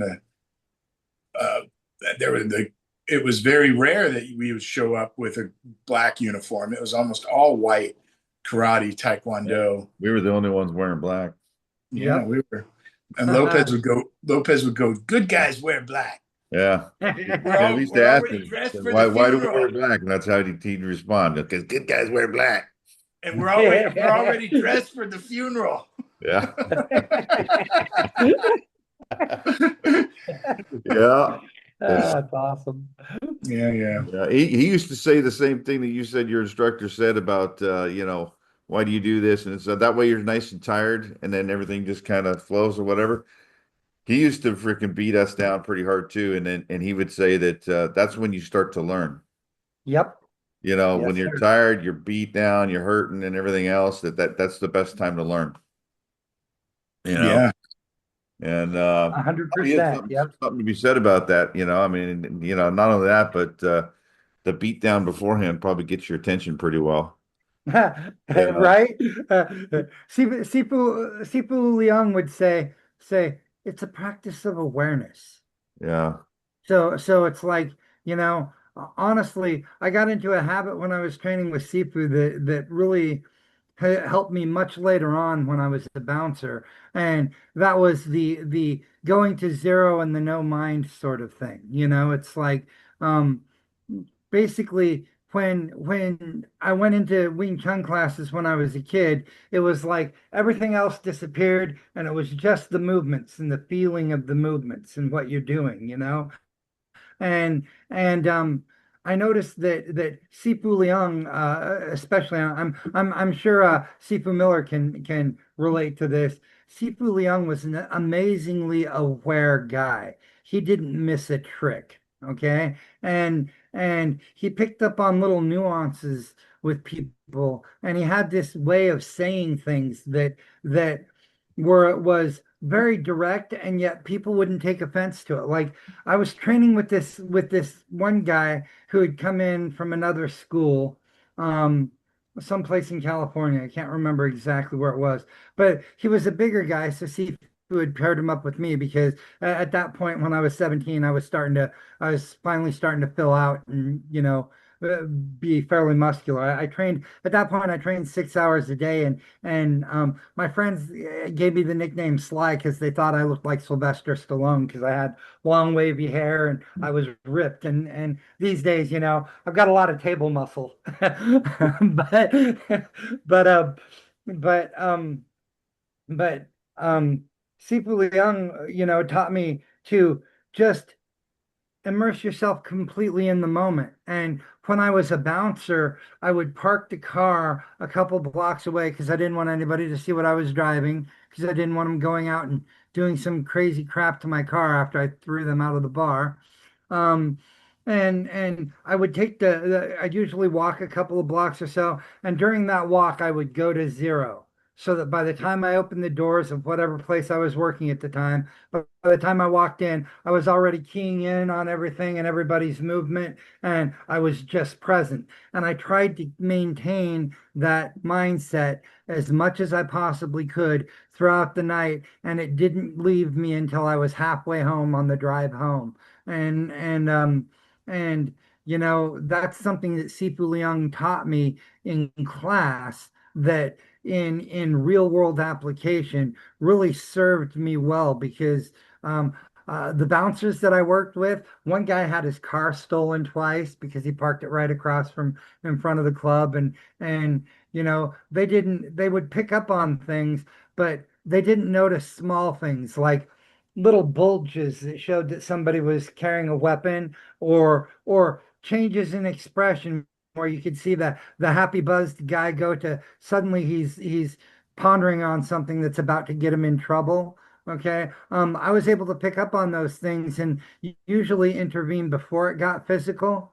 And the reason I was able to do that was because of what Sifu Liang taught me about going to zero. And all of the lessons that, like you were saying, all the lessons that I've learned from martial art have really improved my life in some way or the other. That's kind of why we do the Joni's Angels thing, is because our martial arts scholarship is really based on kind of my experience. We look for great teachers like the ones that I found, um, and then we try to hook kids who are in poverty level families, who have a rough time at life and have challenges that some people don't. Their neighborhoods usually are not very good.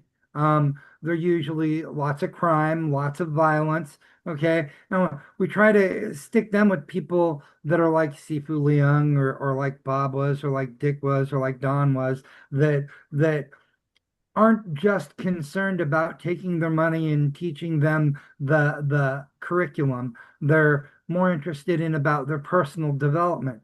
And the beautiful thing about martial art is, even if you're the biggest jerk in the world, which I know all of us at this point have met a few of them in our travels in martial arts, but even those guys, you got to give them respect, because daily they are working on improving themselves. And that's one of the biggest gifts that martial arts has for anybody, is it teaches you that habit and that pattern of daily trying to improve yourself in some way. And I feel very blessed that Steve brought me on board at Joni's Angels and said, "Hey, let's run your program so we can put some life back into this thing." And it's been going very well. And for me, it's a blessing because, like I said, last 30 years, I really, the way I've trained, it wouldn't be genuine to say that, I'm teaching subtle impact Jeet Kune Do Kajukenbo, or to say I'm teaching, the Steve Golden's Twin Dragons lineage of Jeet Kune Do. Okay. It wouldn't be genuine for me to say that, because I'm really not teaching the same thing that they are. Is there elements of what they did in what I'm doing and what I'm teaching? Absolutely. But Exactly. it's not the Yeah. same thing. So I honor them by this program, by paying forward what they gave to me. And that's my way of respecting my teachers. I think that's a great way to do it. And it might be the best way to do it, because one thing that makes us different, and I don't want to forget to mention things that are kind of hovering around in my head right now. I'll try to compress it and encapsulate it and get it all out at once. There's a really good book that changed my life, and a gentleman that I wish I would have gotten to meet in person and gotten to know a little better. I did have one or two phone conversations with him. The late great Bob Orlando and his book Martial Arts America, just great. I can only say so much about the guy because I only talked to him a couple times on the phone, but the book changed my life. It changed the way that I looked at martial arts, was teaching martial arts because I already had a little bit of a experience teaching martial arts. I will say, before I forget, in 2016, I went to the point where I decided I'm not going to ask for any money from anyone. I'm just doing it for free. By 2019, unfortunately, I became physically disabled enough that I couldn't teach anymore. And it sucked because I had my garage finally set up with my Silent Fighter from Kelly Warden and my mirror on the wall. And I even had a mirror that I got from, I can't remember, some old auto shop or something. And I had it on the wall. It was glued on. I was ready to go to town. And then I had a stroke. And I already had some neurological crap and some other problems with my right arm going on to where I was starting to develop problems in 2016. But yeah, I was teaching. I had a lot of fun in 2016, 2017, teaching in Springfield, Oregon, kind of your old stomping ground. Yep. And it's funny when you mentioned Eastgate Kenpo, I almost forgot about those guys. But for so long, that Eastgate Kenpo was such a main vital force in that area. And what a Springfield area, yep. strong school, really good school. Skip Hancock is now up here in Spokane, Washington. Yeah, and it's cool that you and I have so much that we have in common. I think we're going to have you back for more episodes, just because you and I could probably sit and talk forever. Probably. We could. I think we could. I'm sure we could. Yeah, and it's so you're in a pretty sweet spot now because you're in the lower corner of Washington. You got your buddy over there, Coach Steve, in Idaho. I have never been to Sandpoint. I love the entire state of Idaho. Oh, it's beautiful. It's amazing how much. Pardon? You should go. It's a beautiful place. You'd like it. Problem is, I don't travel so much nowadays. But what's cool is how people can network. And nowadays we have the internet and social media and things like that, and Zoom calls and ways that people can interact through video and what that we didn't used to have 20 or 30 years ago. No, so back then it was kind of hard to even find a black belt, let alone a grandmaster. Well, it's interesting how things have changed over time. And we could probably find all kinds of things to talk about and bring you back to discuss. And it would be a treat. Today, what we're kind of trying to focus on is your background, Coach Steve, how you guys kind of came together, what you guys are doing now, because you're doing the Joni's Angels thing, which I think is great because I've always believed in scholarship programs for my students. Even before I started my first real scholarship, like had a label, I set it up, it was on my website, it was offered through my school. That was 2014.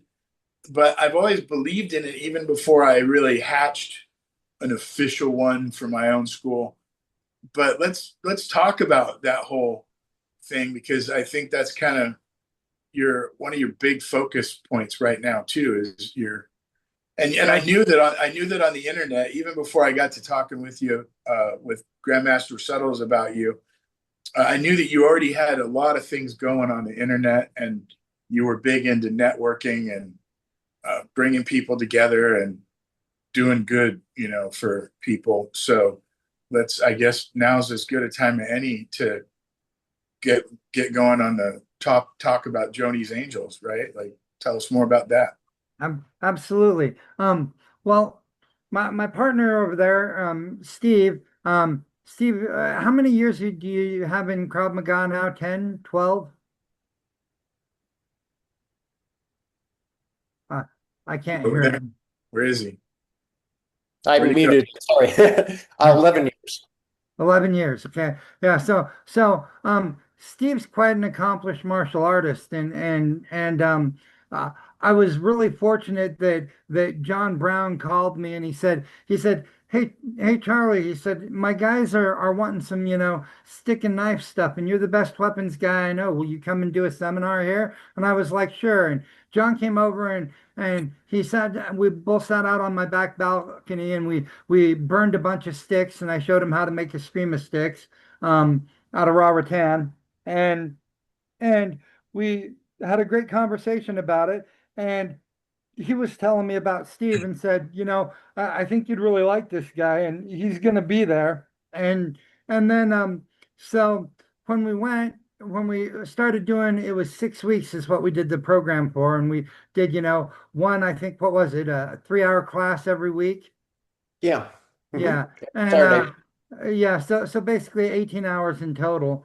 But he picked up on stuff really quick, and one of the things that I look for both in the instructors that we pull in for our programs, but just in the people that I like to get together with and share with, is I look for people that have an attitude of one, mutual respect, and two, they believe in collaboration, like you guys were saying. You learn more when you can all get together and share knowledge in a way that's not, competition driven or ego driven. Okay. And Steve basically exemplified that. And I was like, yeah, this guy, if he wants to do more of this, and he was telling me all through the workshop, man, I really like this stuff. So at the end of it, I said, hey, if you really like it and you want to train with me privately, you're more than welcome to come over to my house, you know? And Steve came over and started training with me that way. We usually train once a week. There are some times when we don't train because he's traveling, or we're both traveling and doing Joni's Angels stuff. But when we're doing that, we're usually doing some kind of training with other people. But but um but Steve, we're going to Spokane one day for some reason or the other, and I can't remember what it was. But I was telling him, he was asking about, my experience and stuff. And I told him, basically the story that I just shared with you guys. And I said, and what I'd really like to do, and I tried once because I did try to get the 501(c)(3) designation once, and the IRS rejected me outright. They too much red tape. I didn't have what they needed, et cetera, et cetera. Okay. And so I'm telling Steve about this, right? And he's over here and he's bouncing up and down. He's got this big grin on his face and he's kind of chuckling a little bit. And I'm thinking, he's never laughed at anything that I've said in seriousness before. And it's like, so I'm not really kind of getting what that's about. So I looked over at him. I go, did I say something funny that I missed? And he looks at me and he starts laughing. He goes, no, he says, I just happen to have a 501(c)(3) that we're not doing anything with right now. He said, oh, why don't we bring you on board and we'll run your program? And I'm like, seriously? Because it's something I've been wanting to do for a long, long time. And he's like, yeah. And that was how we got started, and I had been talking with Free Wind Martial Arts, mostly Jack, who was the owner before Brandy Gertie. Well, Brandy, I'm not sure which last name she's using right now, so I'm going to call her Brandy Freewind. But before they bought the school, and they were Jack's students, but Jack, like you, had some physical impairments, and after a few operations, he just wasn't physically able to do the stuff that they were doing. And it's like I've seen video of this guy, at 57 throwing really solid, great kicks that are, head height and higher, and doing jump kicks and stuff like that. So up until his physical impairments started happening, he started having trouble with his hips and his back, he was quite accomplished. And he started that school in Moses Lake 42 years ago. and it's been there ever since. And it's always helped people. So I was like, I told Steve, this has got to be our first school, man. These guys are great. And he's like, well, I'll let you run with that because you know more of the broad scope of these things than I do, because I'd been playing with people from all styles for quite a while. And his background was primarily in Krav Maga and Muay Thai and BJJ. Um, so we brought Free Wind into the program, and it was one of the best things that we could have done. I mean, they have been great representatives of. They basically set the standard for what we're looking for in martial arts schools for our program, and it's like so they're the first, and they're kind of the um I don't know if you'd call them a showcase school, but they're basically our prime example of what we're looking for. Flagship. It's your flagship. It's our flagship school, exactly. Yeah. And since then, we've been really blessed. We've checked out a lot of schools. We've only had one that we had to reject, and we didn't reject them because of the school in total. We rejected them because the person who was teaching, and I'm not going to mention the school, but the person who was teaching the kids class, first off, when we went to take a picture, he was concerned about his rank certificates being on the wall because I was having everybody stand in front of the wall that had all the rank certificates of the school on it. Okay. And I look at it at the wall, and there's 3 certificates. And the first thing I'm thinking, dude, do you really think anybody's like blowing up the picture in order to read the certificates that are on the wall behind us? That was the first thing I was thinking. And the second thing was he says, well, my 5th Dan isn't up there, because I said, sir, I said, am I missing something? I said, I see 3 certificates with your name on it right here, and he goes, well, I just got my 5th Dan and it's not up there yet, And so that was my first kind of, well, this doesn't look good. And this is the guy that's teaching the kids program, right? And the role model that we're looking for the students that we fund. Okay. And then he starts trying to impress us with how much he knows about 501c3s, and he starts challenging my partner about, our bylaws and everything. Can you send me a copy of those? And it's like, if you really know so much about 501c3s, that public nonprofits have to have everything as a matter of public record. And he could have looked up the information that he was demanding that Steve send him. And get this, he's demanding it after we've driven 6 hours to offer them a place in our program that they don't have to pay anything for. There's no skin in it for them at all. And that's the way we do our program, okay? If you're a good role model, we want you in our program, and we want to connect young people who are struggling with you so that you will help them. That's the whole essence of the program, okay? Then at one point in the presentation, he says, when we start telling him about how we fund the program and how we fund the students, he goes, well, where am I going to find these students? Just a second. Somebody just knocked at the door. Well, I'll continue with that. That's great because I'm in the middle of something. There. Yeah, I was there at the time, you go ahead. Did that, and they asked.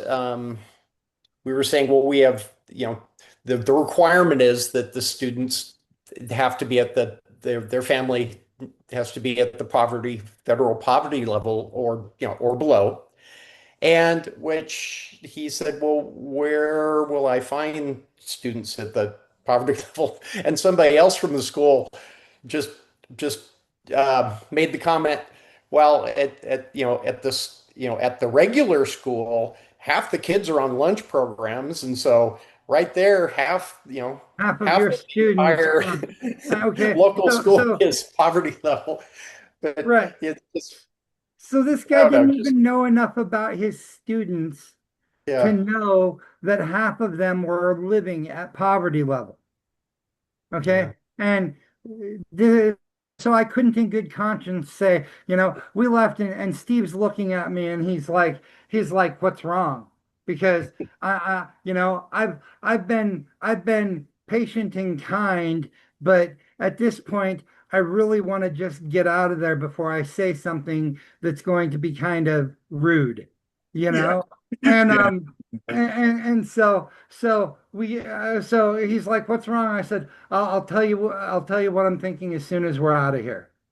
And he's like, "Okay." So he and Michelle and I hop in his rig, and we start driving down the road, and I tell him, what I saw, and it was hard for me because I don't like being mean to people, but I had to give this guy I had to explain to them the reasons why we were rejecting their school. So I did, and I basically challenged them. I said, we were really impressed with the school itself, and we were impressed with all of you. The only issue that we're having is the person that's leading your program right now, your youth program right now. Is he temporary or is he permanent? And the guy who owned the school was running the youth program before, but he was older, had some physical impairments, and he said, "Well, at some point I'm probably going to come back." He said, "But I can't say when that is yet." And I said, "Well, when you come back and are in charge of the youth program again, we'll revisit this instead of just giving you an outright no, because these are the things we liked." And I said a bunch of good things about their school. And then I said, "These are the things I had a problem with." And I addressed everything that he'd said and what had happened there, And I said, so I can't in good conscience pay you guys to teach somebody when I don't have faith in the role model that we're paying for these kids to go and get. And I was really bummed out about it because we'd driven the whole way straight. We didn't really stop and take a break or anything. So we're tired. And we have one more school to go to that's just down the road, about 45 minutes. And we had told them originally, because we thought we were going to take the first school in, we had told them originally, "Well, we'll come by and check you out. And if you're a good fit for the program, we'll probably bring you on in 3 months' time," because part of what we do with our program is we do a big press release. And basically, I research all of the press, who all of the different press outlets are for the local area of where the schools are at. And then I send them all an email, a press release email. Sometimes they pick up on it, sometimes they don't. But if they pick up on it, it's great publicity for the schools. Okay. So I didn't want them competing or having to saturate it because it's kind of a selling point for their school. So I explained to them, I said, "We'll wait 3 months, and that way they'll get the first round of press and you'll get the second round of press. And that way you both get the maximum advantage of the publicity that comes from joining our program." And they're like, "Okay, well, after rejecting the first school, it's like we pull into Gray Wolf Self-Defense Systems and Martial Arts in Winlock, Washington. Okay. Small school, rural area. We just pull off of a road, and there's a little gravel road that goes down to the building that is the school. It's in the middle of farmland. Okay. There's not any big cities around. We pull in and the parking lot's full. And I start grinning, and Steve's like, "What's up?" And I said, "Well, this is a good sign already." I said, "It's Friday evening." I said, "This is a very rural area." And this guy, I said, "Look at this parking lot. We're having a hard time finding a place to park." I said, "That says good things." And Steve's like, "Yeah, it does." And then we got out and we met Sifu Michael there. Sifu Michael and I had Michael Garner. He and I had a very similar upbringing, very similar backgrounds in our youth. He's a corrections officer. He's done fugitive basically bounty hunter. And he already had several programs running. They work with autistic kids, they work with kids on the spectrum. He had several programs already set up for them. One of the local nonprofits around there was going to try and get him some scholarships for their students, and they put in for a grant, and they said if they got it, that they would hope that they'd be able to fund all of the students there that were poverty level and needed it, right? And they didn't get as much money as they thought, so they could only give him enough for one student. Well, instead of picking one of the students that had been promised the scholarship and kind of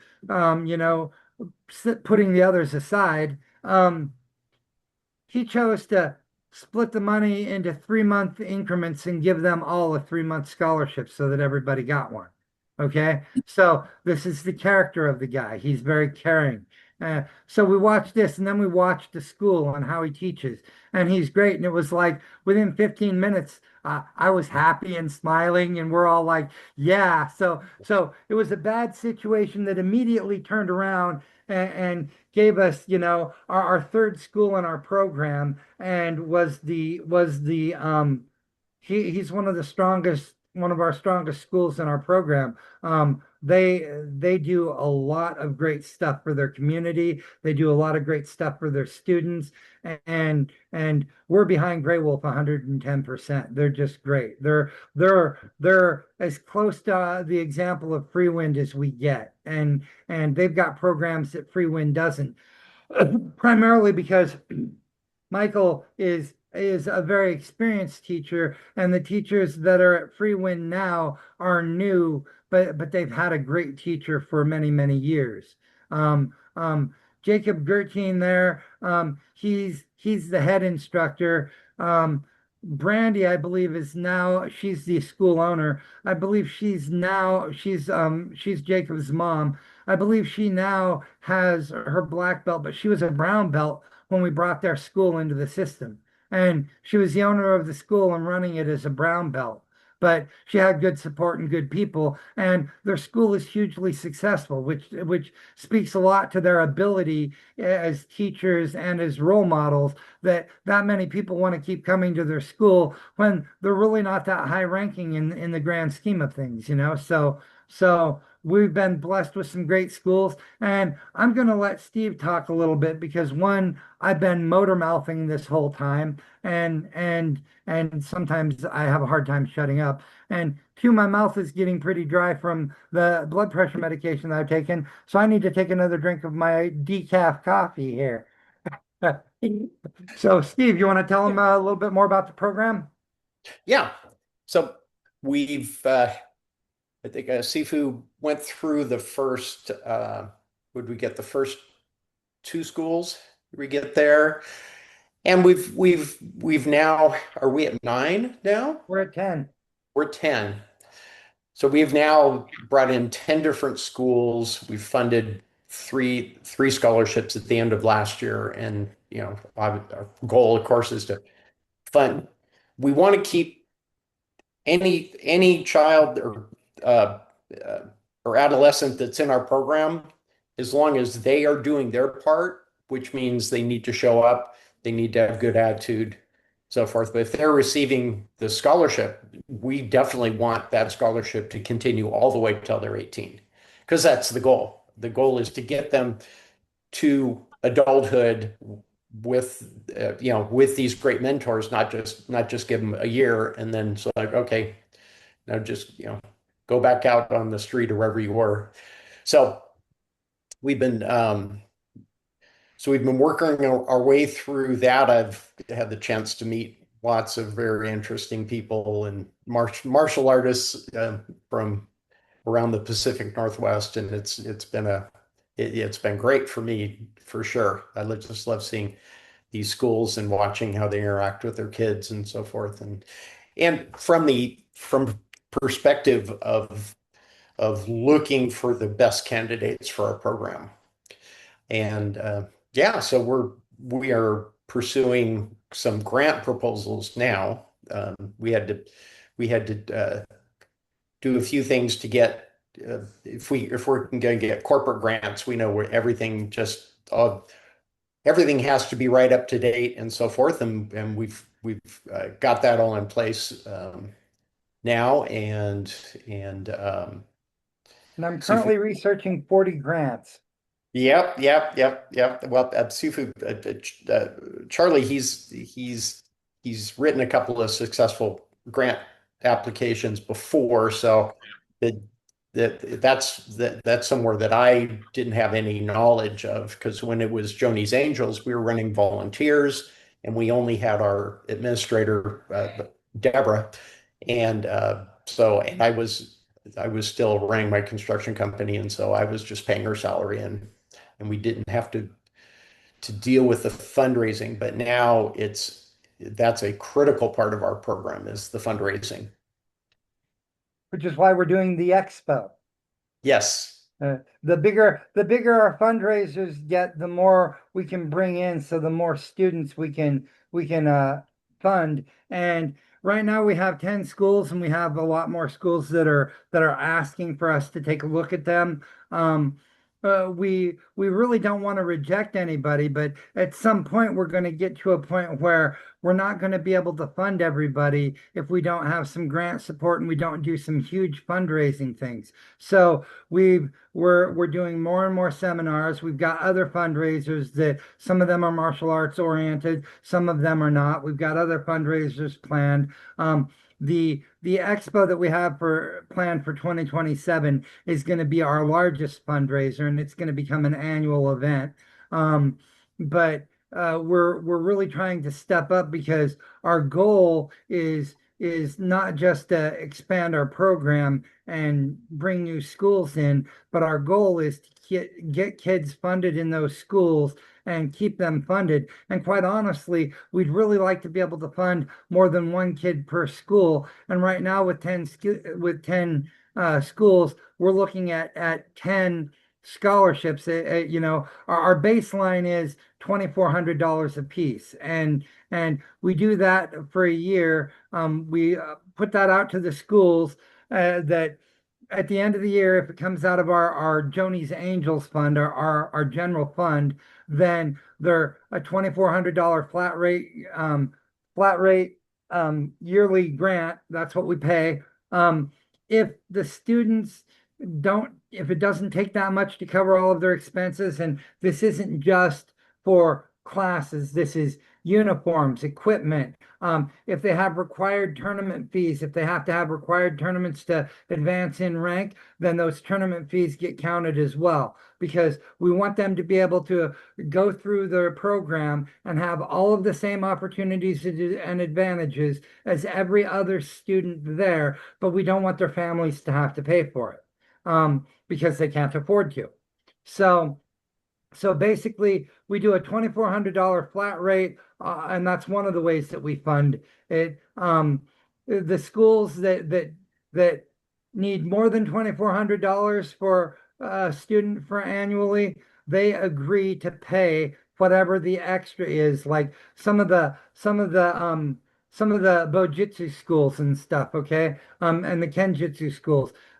If you do anything with anybody who has any form of kendo involved, well, kendo armor runs about $600 a set, okay? Yeah. And it's a requirement for the students that take kendo.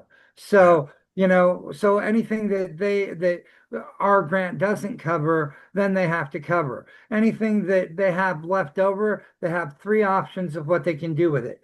They can use it to start funding another student, and if they do, as long as we have the money available, that student will stay on the program in the next year. Okay, that's one thing they can do with it. The other thing that they can do is they can use it for advertising and equipment and stuff for their school, because we want to support the schools that we think are great, and we want to give them more publicity and get the public to know about them so that they're more successful. That's part of it. The other part of it is honestly, in the years, and you gentlemen that have been in this as long as I have will probably get my point on this and understand what I'm saying. In the years that I've been involved in martial arts, I've watched the public perception of it go from the reserved gentleman warrior who fights as a last resort and is highly skilled and protects people and stands for what's good, into a public perception of 2 guys that are in incredible shape pounding each other bloody in a cage. Okay. And what that has done for the market is it's done very well for like the MMA and the sport market, and the people that are selling spectator martial arts, okay? But the schools that I know of, all of them, COVID gave them a big hit, but a lot of them are struggling just to keep their doors open because they're seeing a big decline in the amount of students, new students that they have coming in. Okay. Well, part of that, in my opinion, is because they're not getting the publicity, and the general public, Joe public, who has no clue about martial arts other than what they see on TV and what they read, don't understand that aspect of it anymore. They see, they see people. You ask somebody in martial arts, you ask somebody who doesn't know much about martial arts, you say the term martial arts, and the first thing they'll say is, "Oh, you mean like MMA, like the cage fighting stuff?" Okay, that's a perception that we kind of need to overcome if we want to be able to make sure that the schools that are really providing good values to people and stuff, and that are more traditional and less sport oriented, continue to thrive right along with the ones that are sport oriented. Okay, so we try, and this is part of what I do with the groups that we have, is we try to promote the people and put them in the public eye more, the people that are great representatives of the art and great for their students, so that the public is more aware of them, so that their doors stay open and that they succeed in their business. So if they have a little extra left over, if they want to put it towards advertising or equipment for their school, we're fully behind that. We support that 100% because we want more people to know about what they're doing. The third option is they can donate it back to the program. Okay. And we've already had one who's done that. So, we have faith that the people that we select are good, honest people. And so far, we've been pretty spot on with it. They've all been good, honest people. And those are the kind of people that we want to promote and have the general public who maybe doesn't know anything about it become interested in what they do. So they go, I want to get my kid into this, because I've sat in crowds in MMA cage fights and stuff like that. And I love the sport. I like watching it. I like watching everything about it. Okay. So don't think that this is me dissing on MMA or the sport approach to martial arts, because it isn't.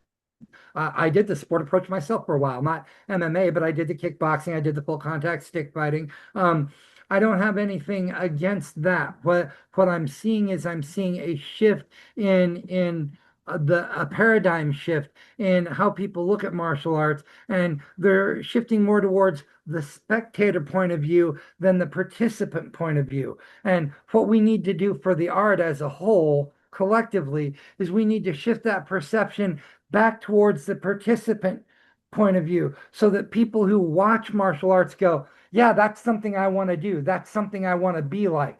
I've sat in crowds and asked people, would you want your kid doing that? And 1 in 20 will go, oh, yeah, my kid's tough. He'd whoop ass on all these guys. Okay. But the other 19 kind of go, not really. And if you ask them if they'd want to do it, they go, well, I don't know if I want to spend all those hours getting in shape just to have that happen to me. Okay, so there's a little disconnect in our marketing between what the public really is looking for and what we're promoting. So part of what we try to do with our groups and what we're trying to do with Joni's Angels is we're trying to help give the public more of a broad-based perception of the art, so they see the sports stuff as sport and spectator stuff, and they also understand the other side of things that is great for people, that helps develop character, that helps make you strong and helps you be capable of defending yourself and be confident in situations where you weren't.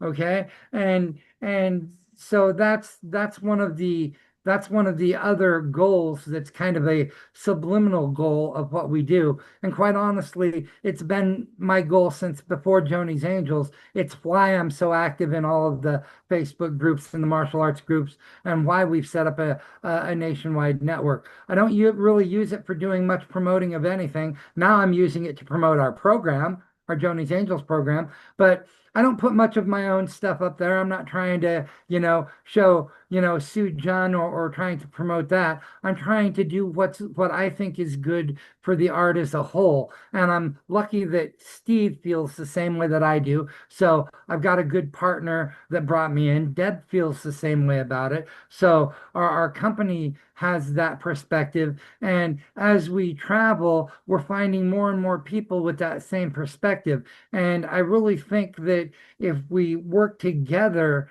to show people the beauty that's in martial arts as well as the violence, and not just the violence, that we'll have more participants coming through all of our schools. And right now, honestly, schools have been kind of taught by marketers to, diss on the other people and try and show your competitive edge. So as a result, we have lots of martial artists that, like you were saying earlier, they get online and they start critiquing other people's stuff, and they start putting it down and things like that. Okay, well, quite honestly, for somebody who doesn't know anything about martial arts, they go, okay, well, I want to get involved in martial arts for self-defense or for whatever reason they want to get involved in it. And they're looking at this scene and they go, well, okay, this guy's a grandmaster over here, but he's saying this guy over here who's also a grandmaster, he's saying that guy's stuff is crap. And that guy's saying this guy's stuff is crap. And I don't know anything, so I don't know which one to believe. Okay. So I'm just going to go purchase a gun and take some shooting lessons, or I'm going to take some self-defense courses, or I'm going to get some train at home videos and train my kids and my family at home and learn that way. Okay. Well, this is what's hurting the attendance in all of our schools. So I think, and this is just my perspective and my opinion, but I think that if we work together collectively to promote the values that martial arts does, that teaches people, and what the empowerment that it gives to individuals who participate in it, rather than, we're going to make you a champion or we're going to make you the ultimate in self-defense. Okay. Let's focus on what it does for their character. Let's focus on what it does for their confidence. Let's focus on how everybody who gets involved in martial arts works from day one at bettering themselves at what they do.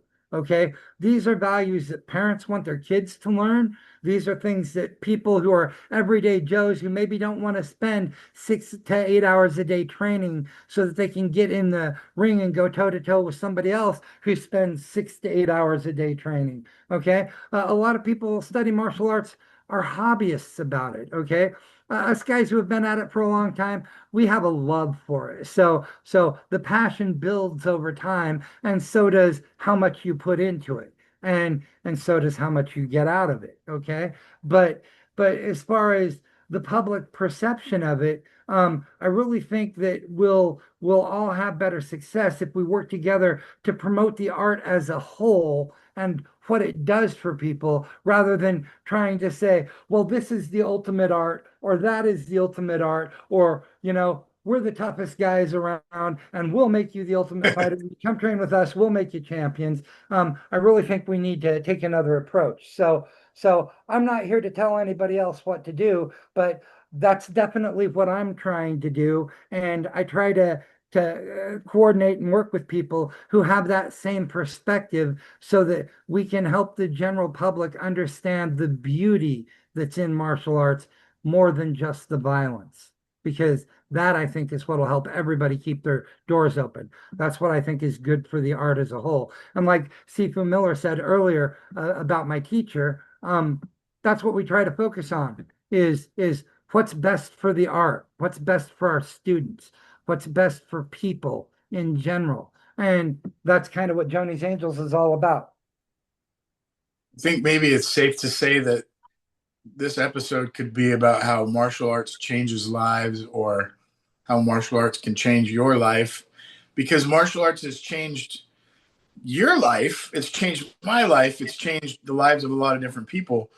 But, to speak to an audience, I think we're talking about how it can change lives. And that's another thing too, that I've been thinking about more often lately, is that even though we spend a fair amount of time thinking about fighting and self-defense and combatives and, weapons and this and that, we have to also remember that martial arts is so much more than that. It's philosophical. It's good for your health. One thing that I used to always focus on when I would offer my services or try to, sell my services to somebody is, sure, you could sign up, or you and your family could sign up for all kinds of activities in life, but look at how many bases martial arts covers. It'll keep you healthy. It's like the Boy Scouts and the Girl Scouts and everything all rolled into one, because you have the camaraderie and the family and the life skills and the character building. And I think that's one of my big takeaways just from our discussion today is that, martial arts can change your life. But the thing is it's good for families. It's good. And it does so much. Think about what it's doing for a family. They're all going to be healthier. It's going to do good things for bonding as a family. The parents are probably going to feel better about their kids staying safe when they're going out and the parents aren't there to supervise.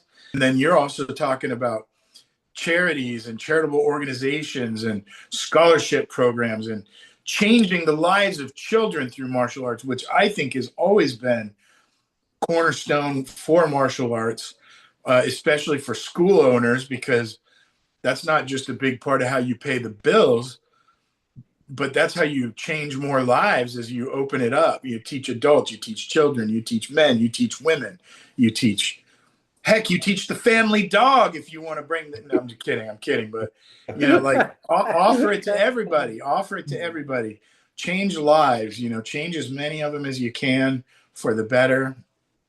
And the peace of mind you get, honestly, even though I'm disabled now, I think a lot about how, because, I've been dealing with health problems since 2019. That's a long time.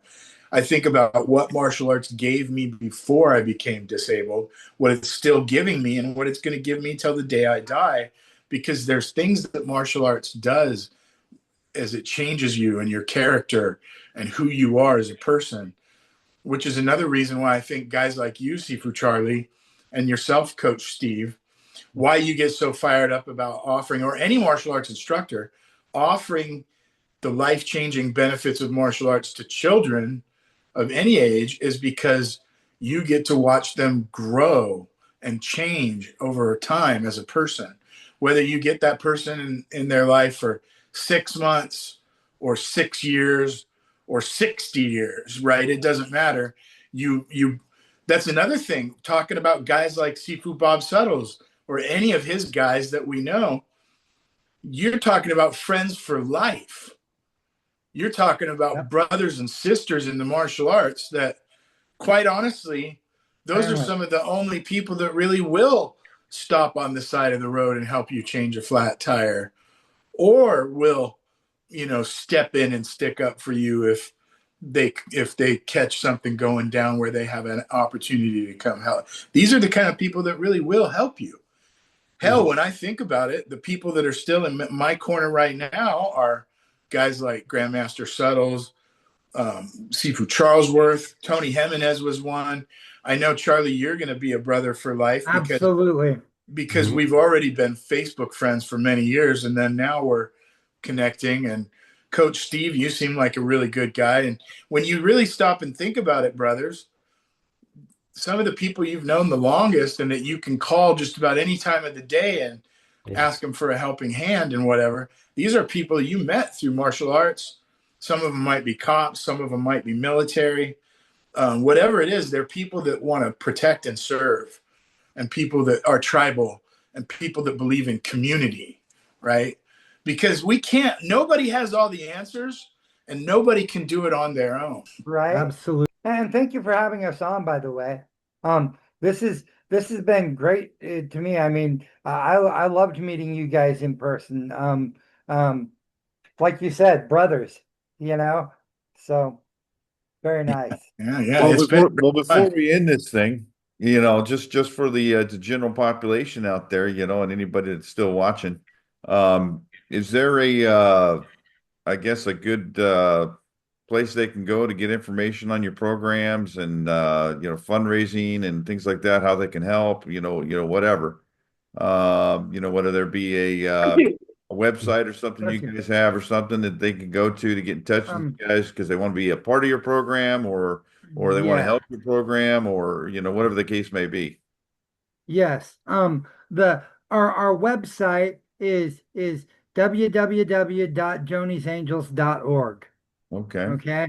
Um, um, I need to update it because we've been extremely busy and it hasn't been updated for a couple of months now. But that's one of the things I have on the schedule for this weekend. So Yeah, hang on a yes. sec. I'm going to I'll try to get busy on our link tree and get a link up there. So Joni's Angels, we're talking about JONISANGELS.com or .org. Yep. So Joni's Angels, JONISANGELS.org, Joni'sAngels.org. I'll put a link on our link tree. Everyone can go to kajutalk.com. I think definitely the internet's a good way for people to connect real quickly, and real fast and on a multitude of levels. So yeah, we'll add a link. Any of our martial arts groups is a great place if you're a school that we don't know you and we don't know anybody that knows you.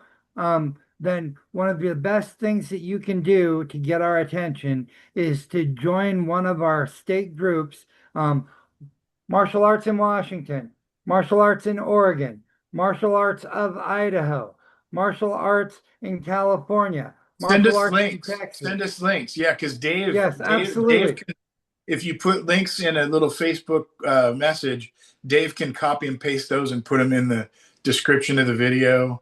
You got it. Those are the best ways because we want to we vet everybody pretty thoroughly, okay? Especially the ones we don't know.